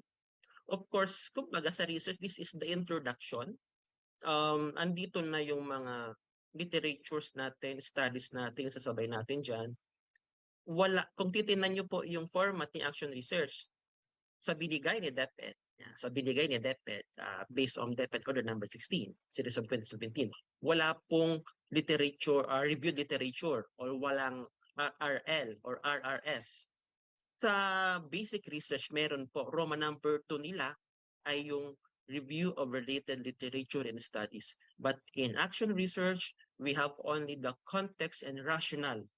So ang isusulat natin dyan, ano yung basihan natin, ano yung basihan ko? In my case, ako yung gumawa ng study, no? Ano yung basihan ko sa paggawa ng problem? Okay, kanina sa kwento natin, sa napag-usapan rin kanina, we considered the master level of our students based on the result of the periodic examination. So doon natin yan isusulat. And also, we can look for different literature that can justify also our claim na ganito, mahirap talaga ito kasi dahil sa according to, at the same time, yung sa tingin mong strategy ang pwede mong magamit sa pag-address, pag-develop ng skill na yon. Next, action research question. We have already the action research question. Then the proposed innovation intervention strategy. In my case, yung activity sheet, yung teacher-made activity sheet, yun po yung innovation ko, yun yung intervention ko, na sa tingin ko makakatulong para ma-address or masagutan yung research question. Then for Roman number 4, we have the action research methods. So it is very important that we define our participants. However, dapat alam natin and we follow also the ethics, the ethical standards in making research, in writing research. So, dapat alam natin kung ilan ba yung edad ng mga estudyante natin. Dapat gender-friendly yung instrument natin. Dapat we seek approval from the authorities. In our case, in my case, I asked the approval of our school head and our superintendent. I also wrote letter addressed to the parents na yung mga estudyante ko ay magiging respondents ng study. Kasi yung iba sa kanila ay below 18. So it is very important that we make letter na naka-address sa parents nila kasi they are minor. Then, data gathering method, dapat makapag-decide ka ano ba yung data gathering method mo. It can be quali, quanti, or mix. Then, data analysis plan. Then, yun na. Yung action research work plan, yun yung table na pinakita ko sa inyo. And cost estimate. Ilan ba yung gagastusin? Sa akin, naggastos lang ako ng 5,000. Kasi more on activity sheet lang naman yun. Kasi sa DepEd, it is very important that we determine the cost estimate of our project, our research. Kasi kapag maganda, bibigyan po yan ng funding ng DepEd. Then plans for dissemination. So next po.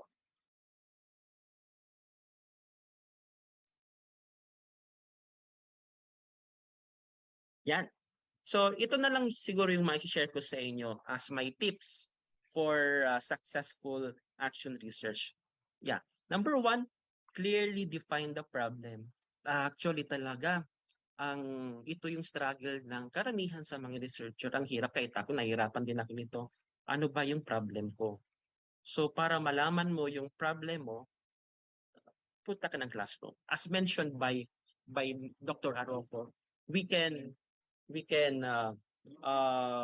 go to our classrooms. We can observe classes. As long as may permission tayo ng teacher at ng school head, we can observe classes. Or during our field study, we just observe classes. Or i-recall mo yung mga struggles mo nung estudyante ka pa.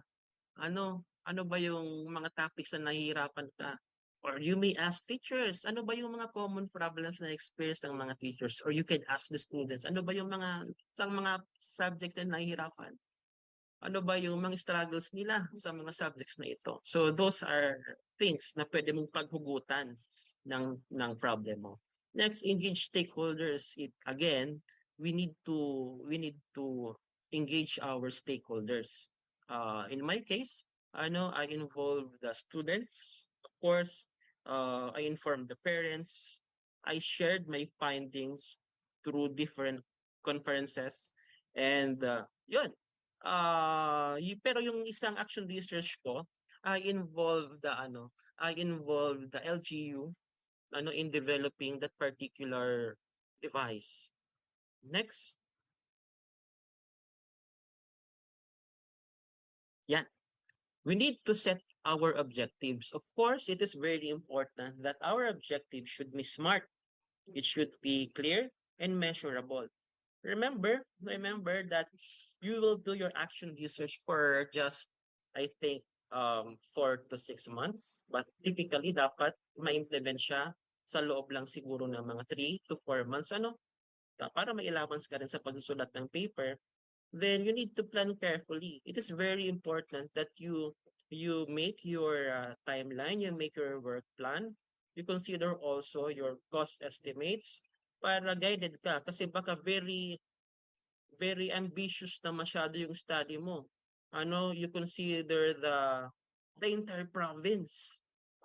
Yun ang ginawa mong setting mo. Kinonsider mo yung lahat ng estudyante sa Albay province, which is it's possible, but you need more time, more resources. In my case, I just consider a single class. I just consider yung klase ko lang mismo sa STEM. Sila yung naging respondents ko. Next po. Yan.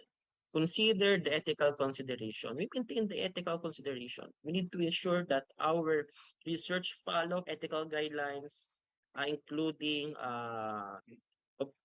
obtaining informed consent, protecting confidentiality, respecting the rights of participants.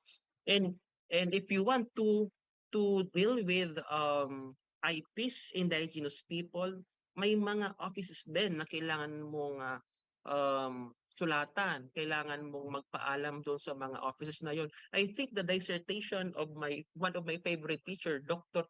Rico, yung dissertation ni ma'am ay more on IPs.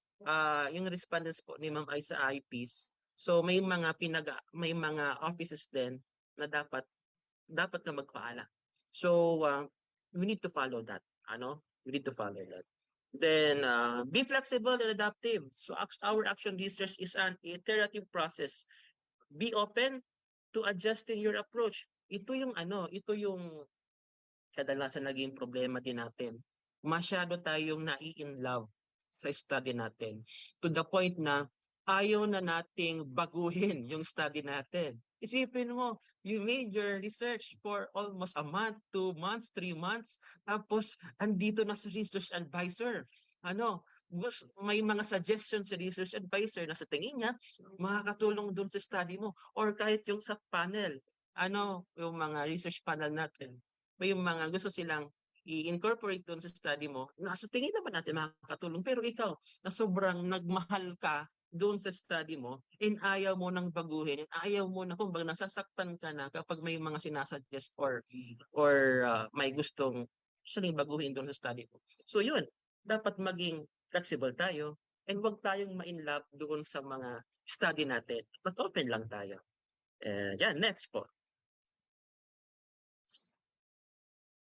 Yan, document everything. Of course, it is very important that we document everything. We consider all possible records, all possible documents, including the data, the result of the test, the examinations, our observations.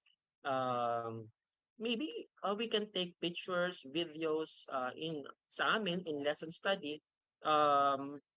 Nagka-capture kami ng video para makita talaga namin para ma-describe talaga namin yung behavior ng mga students when it comes to implementing a particular lesson. And then, yung mga reflection ng mga bata, importante yon. Like, also yung mga projects, kahit yung mga outputs nila, importante yon. Wag nating babaliwalain yon. Hindi gusto sabihin na yung instrument natin ay pre and post test lang, wala nang value yung mga output.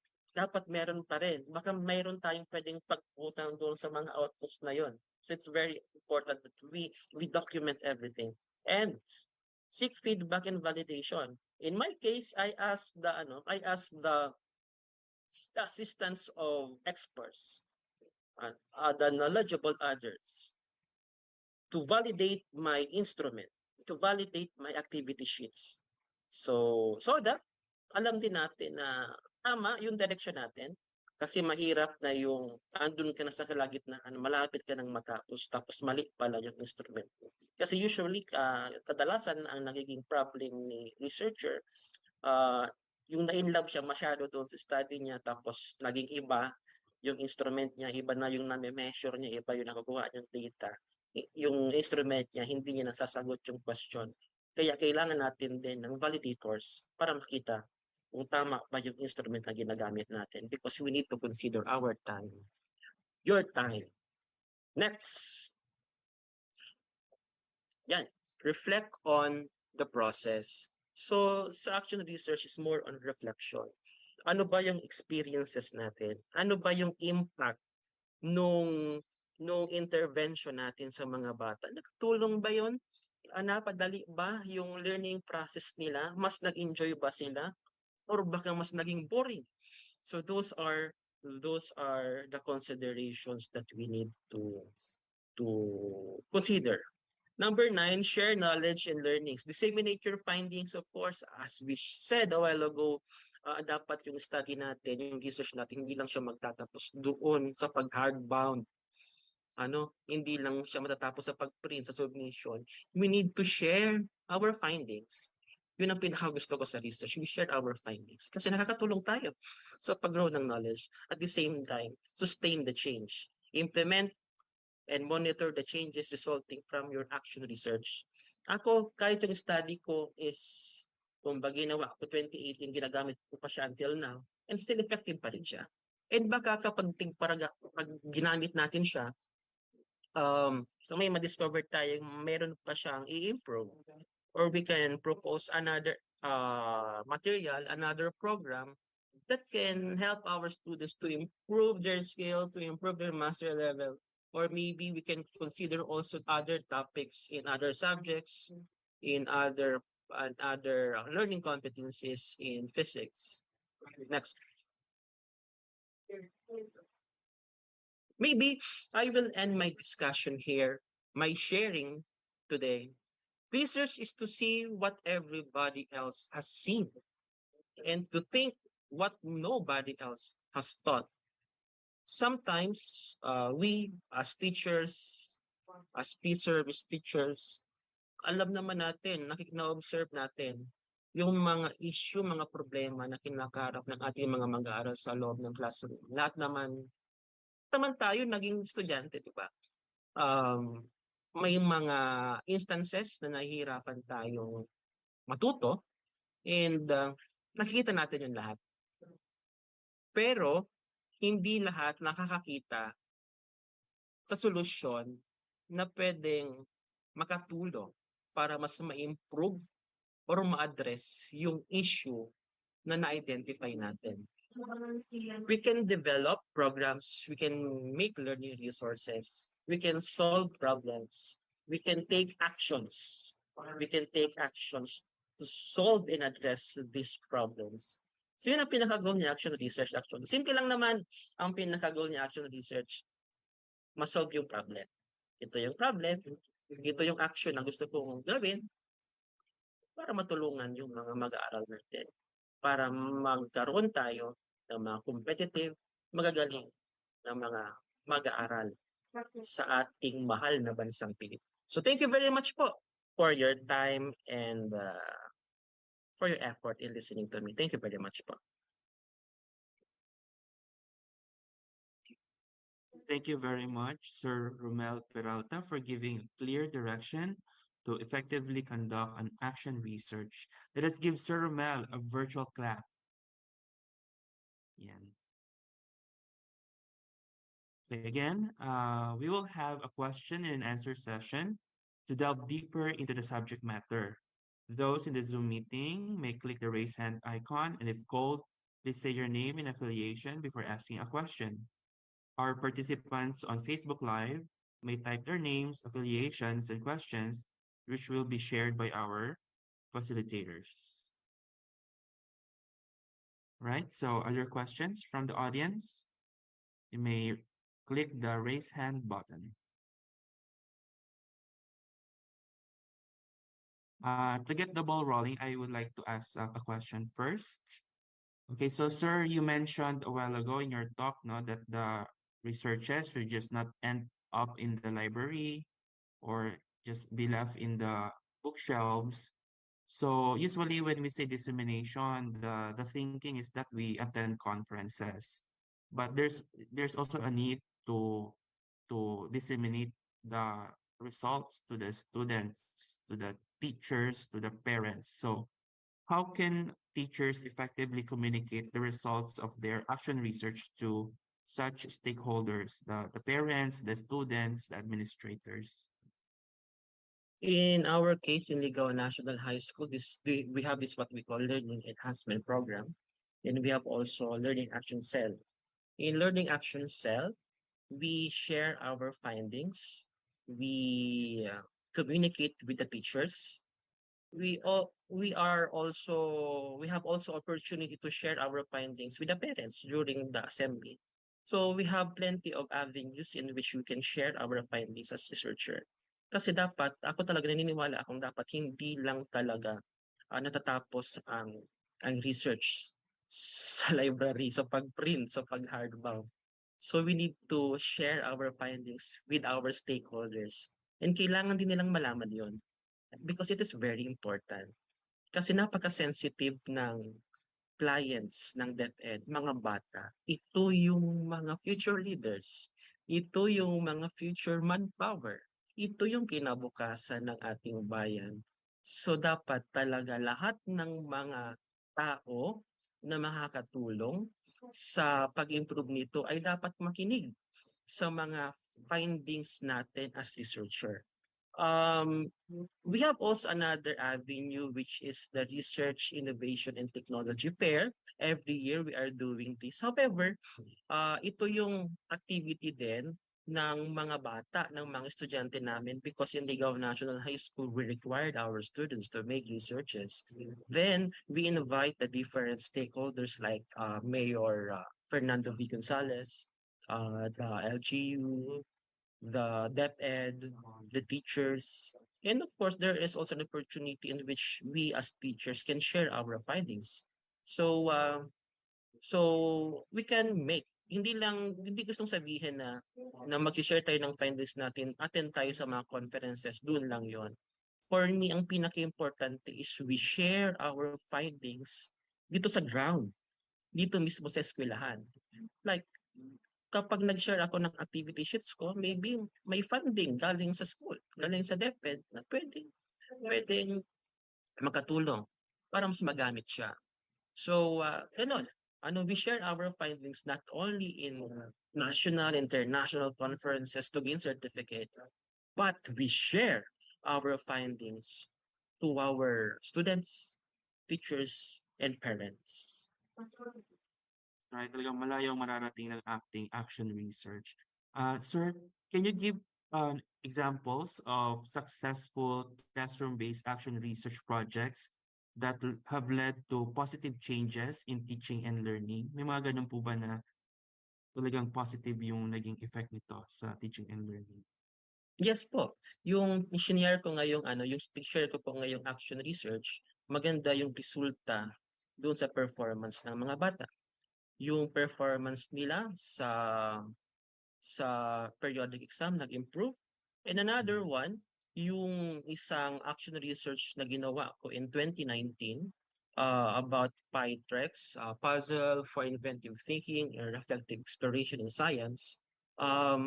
Nag-develop ako doon ng isang material na ginagamit ng mga estudyante sa pag-aaral ng ibang topics sa physics like in projectile motion. And then, nag-improve.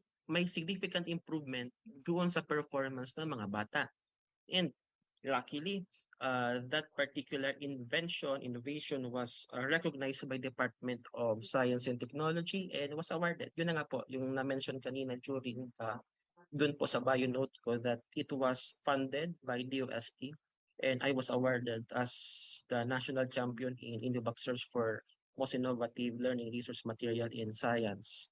So because of the significant improvement on students' conceptual understanding in master level, which includes also their skills, their process skills and attitudes toward the subject.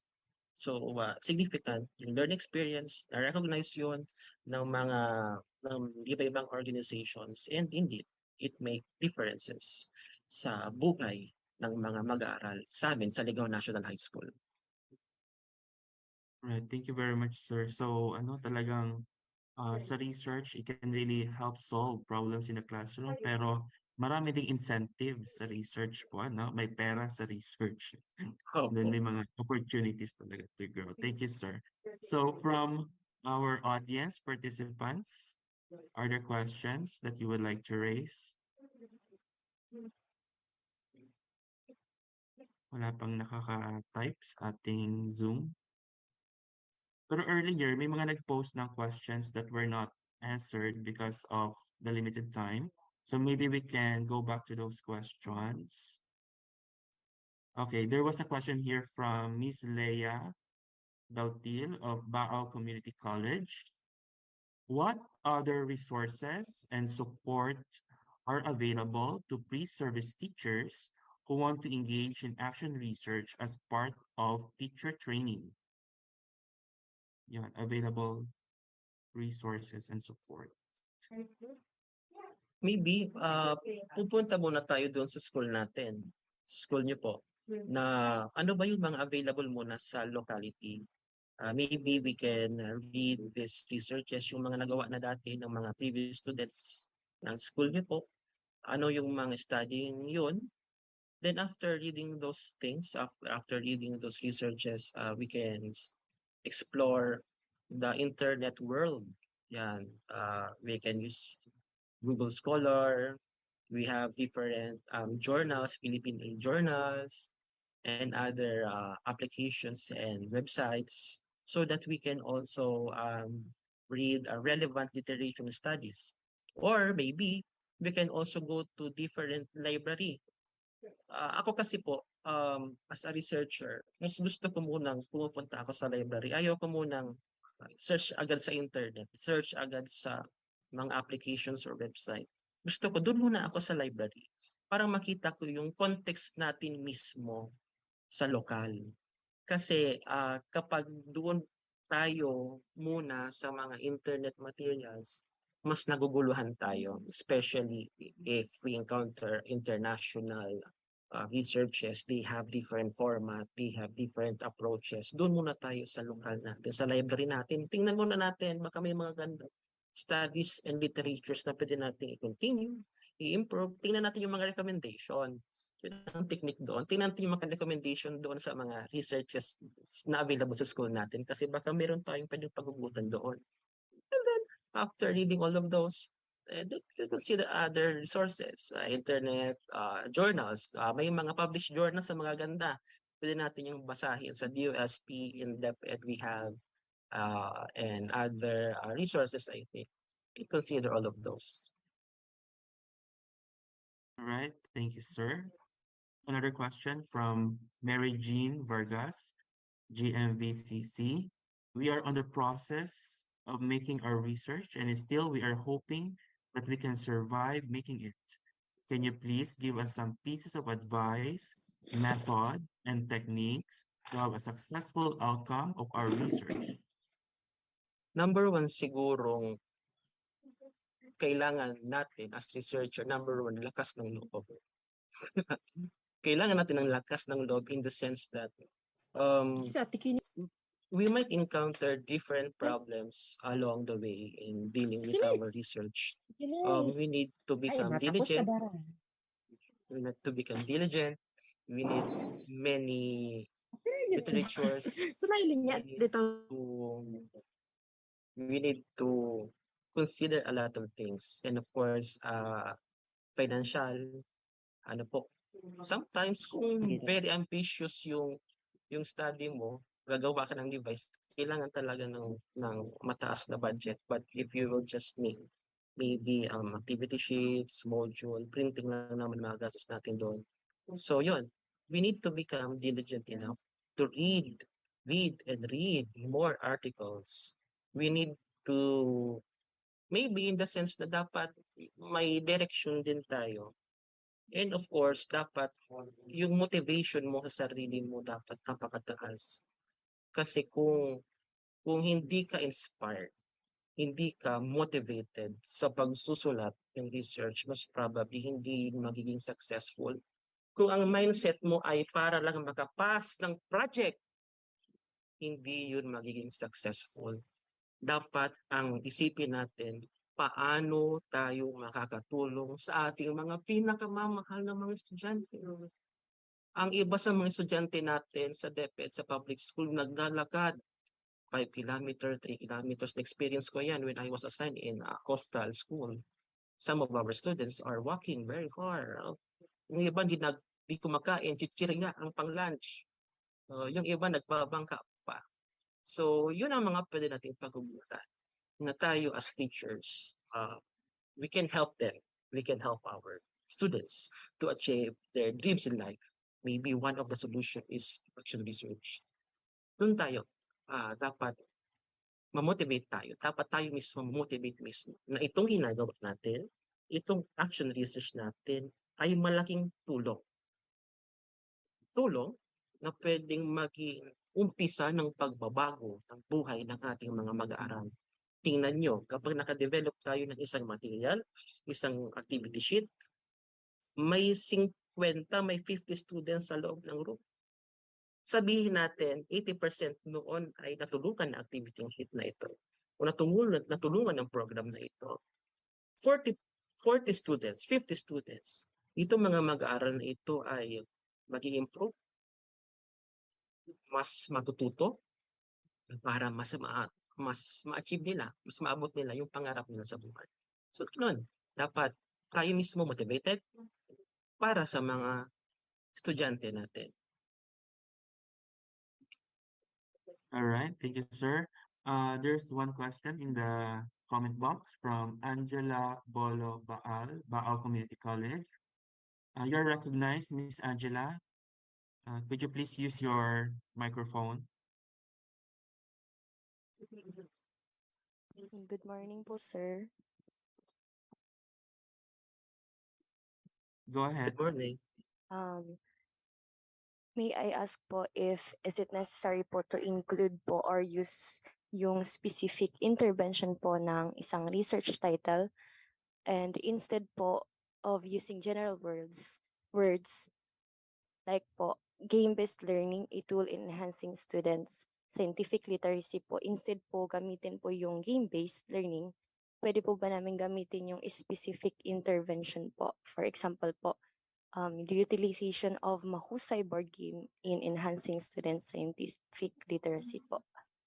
Yes, in action research, you can do that. We can include a specific name of your intervention program or activity. We can do that. Thank you po. All right, another question from the Q&A box. How did the action research improve the research culture of the teachers? How did the action research improve the research culture of the teachers? In Ligao National High School, we master teachers, we always make action research kasi part yun ng KRA namin, key result area. While for the proficient teachers, teachers 1 to 3, they are also encouraged to do or to make action researches. Wala namang problema doon kahit anong position natin, as long as as long as our purpose is to help our students to improve their learning. In Ligao National High School, we are implementing lesson study, and this is a kind of research actually. Matagal na ito, almost 10, 15 years na namin ginagamit. So kapag involved tayo sa research as teachers, and we keep making research. Actually, ako every year ako talaga gumagawa ng action research. Mas nakakatulong mas nakakatulong yung mga teachers kapag improve ng performance ng mga bata. At the same time, we in Ligao National High School, we embrace the culture of excellence, especially in research. We also help our students. We equip them. We develop them the necessary skills for them to become researchers. So, hindi lang teacher dapat magaling sa research, pati yung mga estudyante. And kami, that's why a while ago I mentioned that we have Research, Innovation, and Technology Fair, wherein the students can share their inventions, they can share their research outputs. Same with the teachers. We have also an avenue, like in our DIP, like in our LAC sessions, we can share our research findings. So, sa amin, hindi naman big deal na masyado ang research. It is already a way of life. It is already part of our function. In-embrace na namin ito. In-embrace na ito ng mga teachers, ng mga estudyante na wala lang, normal lang. Normal lang ang paggagawa ng action research kasi part yun. Sabi mo kanina, the main purpose of research is not just to submit it to our advisor, to our research professor, but our aim is to contribute to the growth of knowledge at the same time, to improve the performance of our students. It's more on self-motivation. It's more on having an inspiration on how to help our students. So parang ganon. It's a way of life.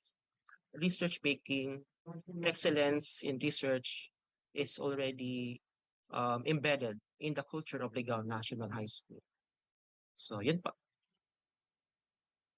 Right, thank you. There's a question from the Facebook Live, no? From Parker Alvin Bahado. Sir, APA format po ba gamit ninyo? I think DepEd context ito. Yes po. Ang format po natin ay APA sa amin, APA. Depende po kasi sa division kung ano ang ginagamit, kung sa DepEd po. Depende po doon sa Division Research Committee. But in our case, we are using APA format. Okay, thank you. So any more questions from the participants? Okay, I think there are no more questions. So we thank the participants for their enthusiasm. We will now award the certificate of commendation to our speaker.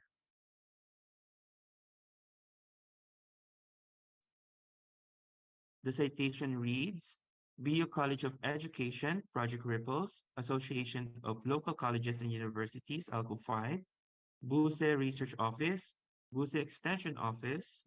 Certificate of commendation is hereby presented to Romel Carl R. Peralta, PhD, for sharing his invaluable insights as resource speaker on the topic, the process of conducting action research during the Action Research for Pre- and In-Service Teachers, a webinar, held on October 11, 2023 via Zoom and Facebook Live. Signed, Ryan G. De La Torre, MA, Research Coordinator, Rafael B. Bohemia, MAED, Extension Coordinator. Signed, Marcia Corazon Perico, PhD, Project Leader. Signed, Lorna M. Minya, PhD, Dean of BUSE. Signed, Jovert M. Ofrasio, ED, President, ALCO 5. Thank you very much, sir. Please give a big round of applause to Mr. Romel Peralta. Thank you, sir. Thank you very much din po, Sir Ryan, and to the entire member of the committee, to the Dean, Dr. Minya, to Ma'am Rico, Sir Bemia, Mama Rocco, to the entire Buse family, Leo family. Thank you very much po. All right, sir. At this juncture, we would like to acknowledge the presence of the Dean of BU College of Education, Dr. Lorna M. Minya.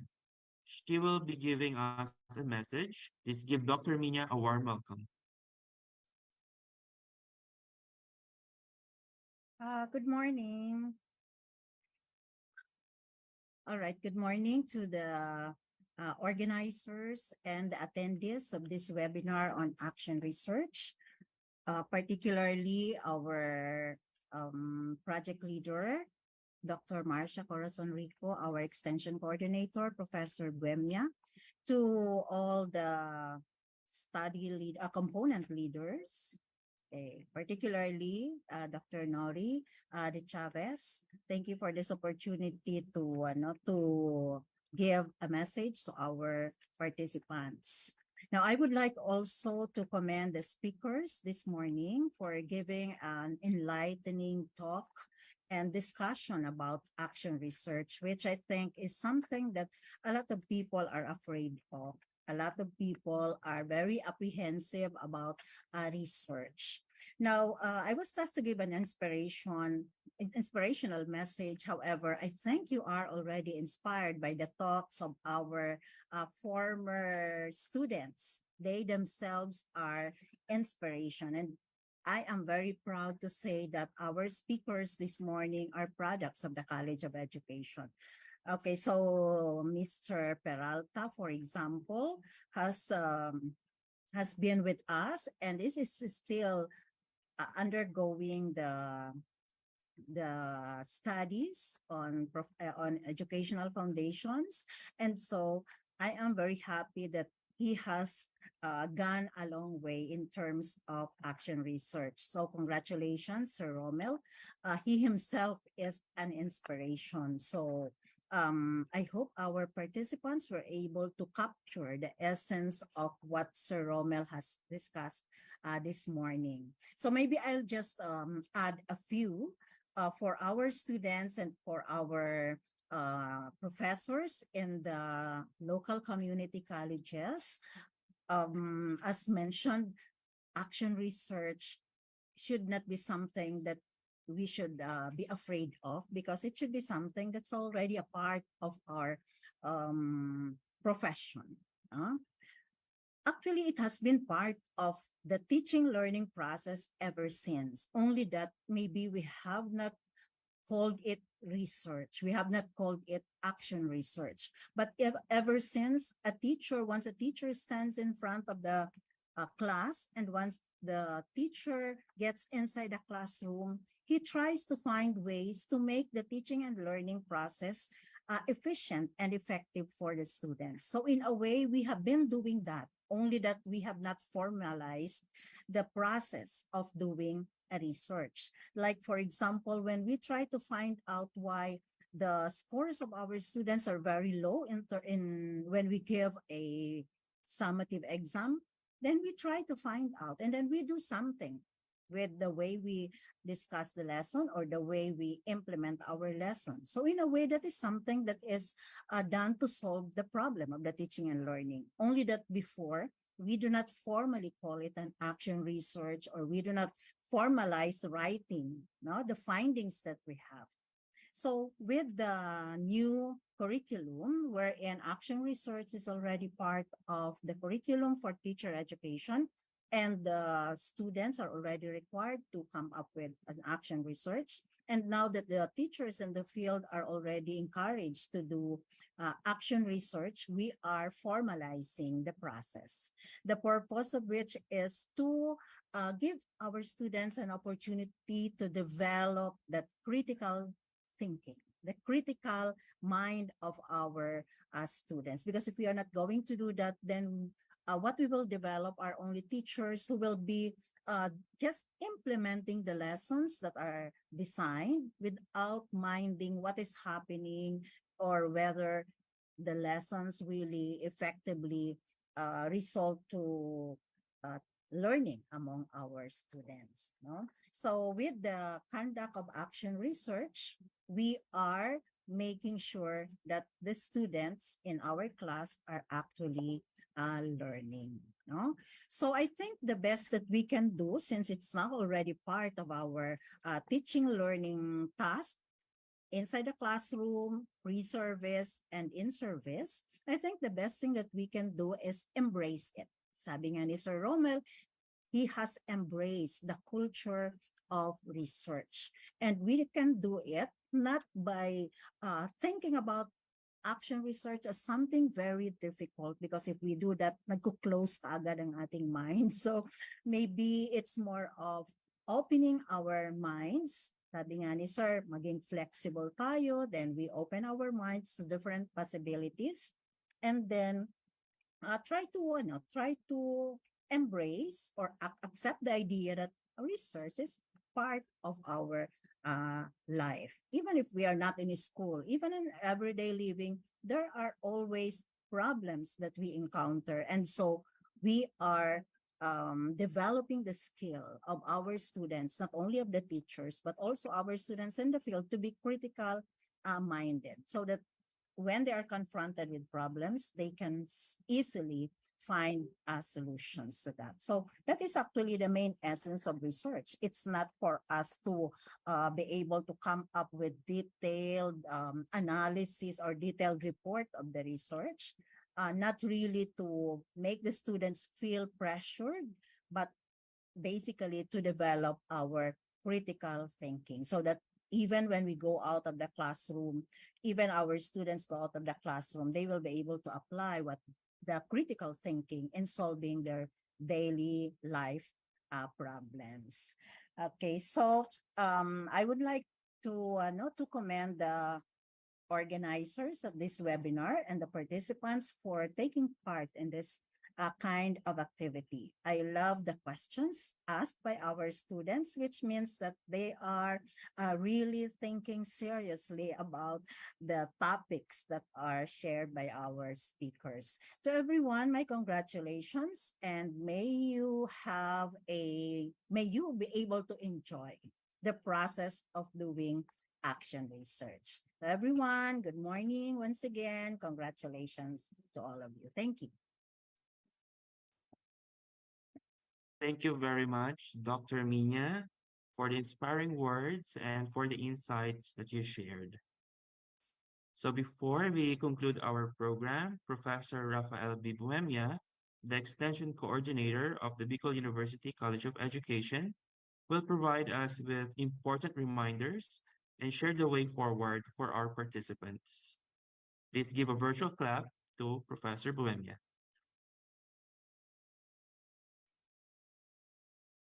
Hi, hello, good morning. Hello po, good morning. Thank you, Sir Ryan. And let me first say thank you, Dean, for that wonderful message. I would like to say thank you also to Sir Romel. We used to work together during when I was still in DepEd Albay, and he's one of our very good trainer sa science po. Thank you very much also, Ma'am Sheila Arroco, and for sharing also your expertise on action research.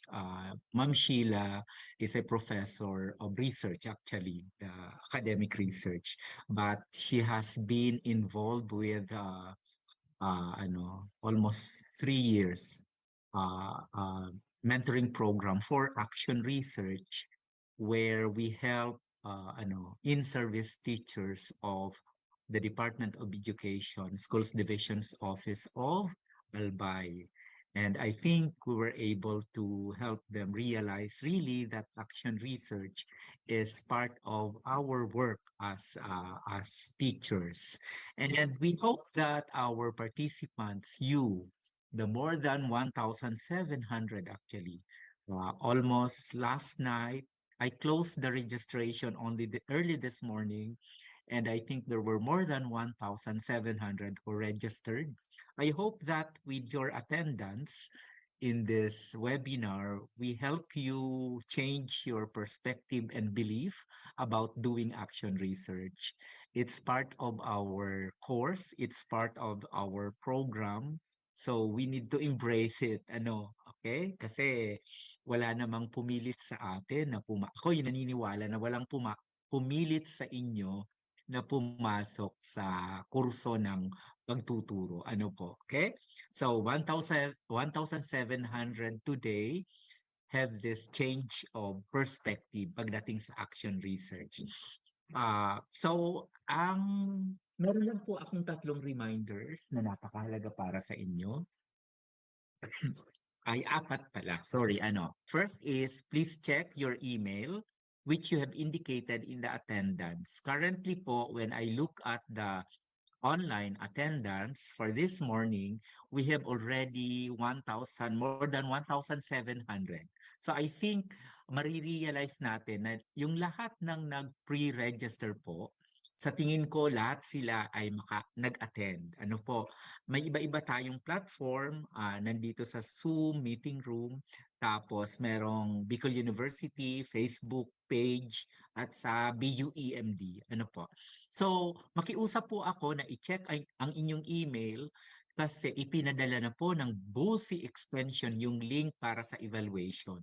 Mahalaga po na ma-evaluate nyo po yung nangyaring webinar kasi makakatulong po yun sa ating mga resource person. Ipapadala namin yung pag-evaluate nyo sa kanila. Tapos makakatulong din po yun sa amin para ma-improve kung paano namin dinadala ang mga ganitong serbisyo sa aming mga kliyente. Ano po? So, accomplish the online evaluation link.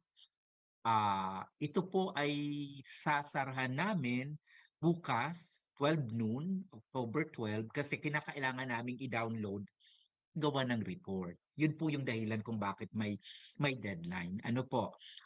So 12 noon bukas, halimbawa 1 o'clock kayo gumawa, hindi na po siya mako-consider.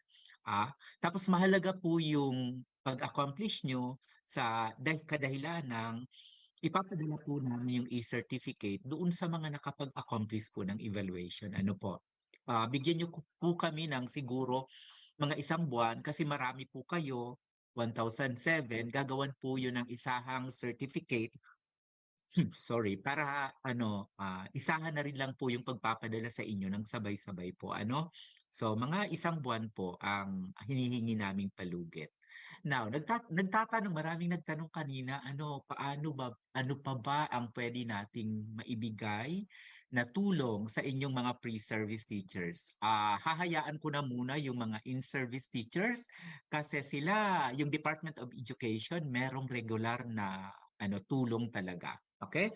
Maliban po doon sa binanggit na ni Sir Romel, na pwede kayong makipag-usap sa mga teachers nyong dati, pwedeng bisitahin nyo yung mga pinanggalingan yung senior high school, mag-consult sa mga dating teachers nyo doon. Napag-isipan po ng team ng Project Ripple sa pamumuno ng aming project leader, si Dr. Rico, kasama ang component leader, si Dr. Norilyn Di Chavez, at si Sir Angelo Candelaria, na bumuo ng FB group para sa inyo. Tinawag namin yung FB group na Learning Circle on Classroom Action Research. Ito po ay open na. Nandoon na po siya sa Facebook. Nandito po yung QR code. Kung nakikita nyo, kunan nyo lang po ng picture, yung QR code, or yung walang pang-take ng QR code, nandyan po yung link. Or pwedeng i-search nyo lang po yung pamagat, Learning Circle on Classroom Action Research. You send your friend's request para mai-add namin kayo. Ito po ay invitation, hindi po siya requirement ha. Hindi po siya requirement na kinakailangang parang napipilitan. Gusto namin po na voluntaryo po kayong makilahok kasi ito yung nakikita naming pwede pa naming magawa para sa inyo. Magiging members po dito kami at ang ating dalawang resource person. Tapos, hihikayatin namin yung iba pang faculty members ng College of Education, yung mga kilala rin naming teachers sa DepEd na kung gusto nilang sumali para po makibahagi sa gagawin nating paglalakbay. Ano po, okay? Nandyan po, kinuha na po ng aming technical staff ng BUEMD, si Marl. Thank you, Marl. Inilagay na po ni Marl yung link para doon sa ating FB group. Ano po, okay? Gagagawa ko pa lang nito pero inilagay ko na po doon yung makahanapin nyo na kasi. Meron na pong dalawang DepEd memo na nandoon. Yung guidelines on the management of research, tapos yung BERA, yung Basic Education Research Agenda, nandoon na rin po. Ano po? So, yung mga susunod pa pong makukuha naming relevant materials na makatulong sa inyo, ilalagay din po namin doon. Pero balikan ko po yung suggestion, very practical suggestion, tip ng ating experts sa action research from Ligao National High School, Senior High School Department. Ang sabi niya, ang pinakamadali lang naman na paraan ay kung pwedeng pumunta kayo sa mga libraries. Ano po? Ang Bicol University, pangungunahan ko na po ang ating research coordinator na nandito, pero ang aming research office po ay napakarami din pong mga nagawa ng researches, at ito po ay open sa mga estudyante namin. Kung pupunta kayo doon, kung wala naman sigurong gumagamit ng opisina, ng research office namin, pwede kayong magbasa ng mga nandoong materials na po. Ano po? Okay? Maganda nga talaga yung suggestion ni Sir Romel na mas mabuti po na wag munang you go directly online kasi ma-overwhelm talaga kayo. Ano po? Mas mabuti na kunin muna natin yung context natin dito, tapos pag nakita na po natin yung context natin, pwede na nating tingnan kung kumusta naman yung context sa ibang bansa.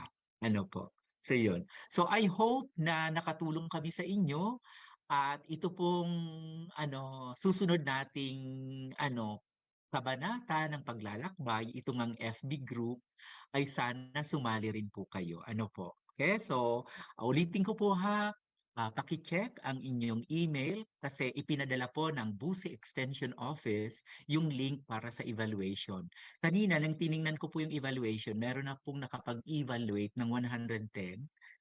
Continuing po ang pag-monitor namin nito kasi sasarahan po namin by October 12 noon time bukas yung link ng ating online evaluation. Then kung sino lang po ang nakapag-evaluate during up to that time, sila po ang ibibigay naming listahan sa gagawa po noong certificate at magpapadala po sa inyo. So maraming salamat po and ibabalik ko na po ito sa ating MC. Sir Ryan? Thank you very much po. Thank you, Professor Buemia, for the worthwhile reminders and prospects. Lastly, to offer closing remarks, we have Dr. Norilyn Ode Chavez, the component leader of Pananaliksik. Please give her a warm welcome. Thank you, Sir Ryan. Good morning, everyone. As component leader of Pananaliksik, it is my pleasure to give the closing remarks for this webinar.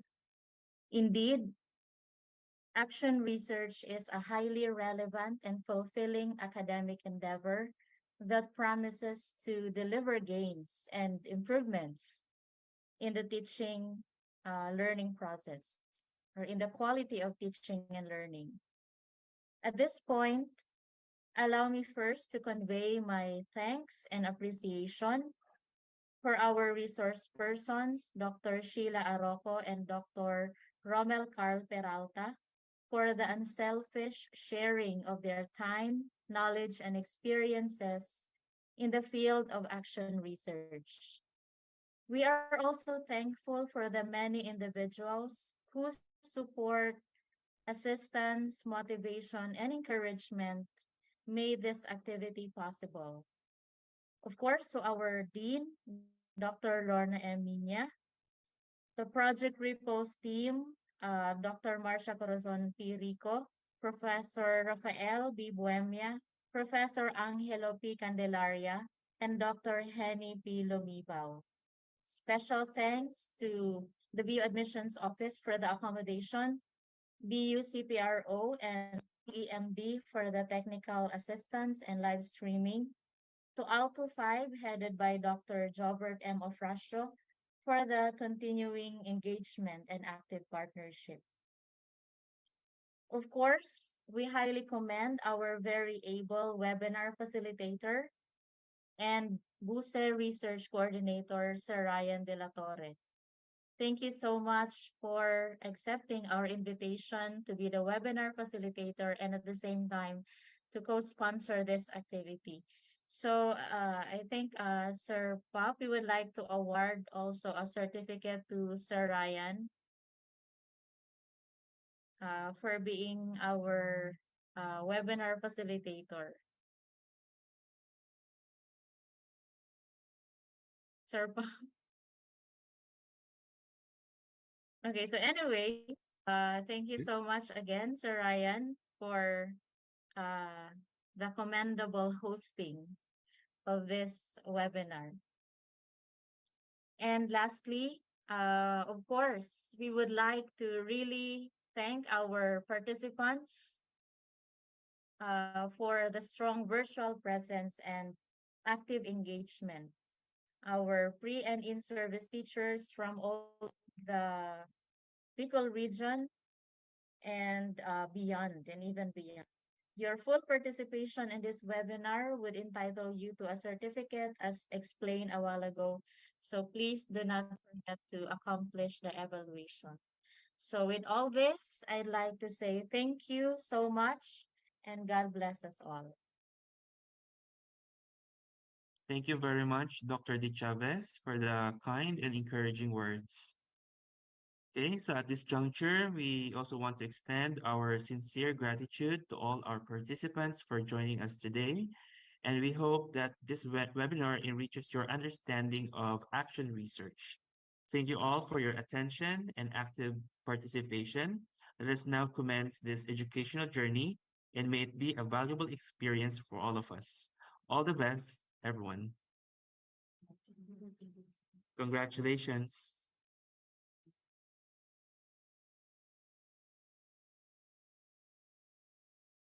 Thank you very much.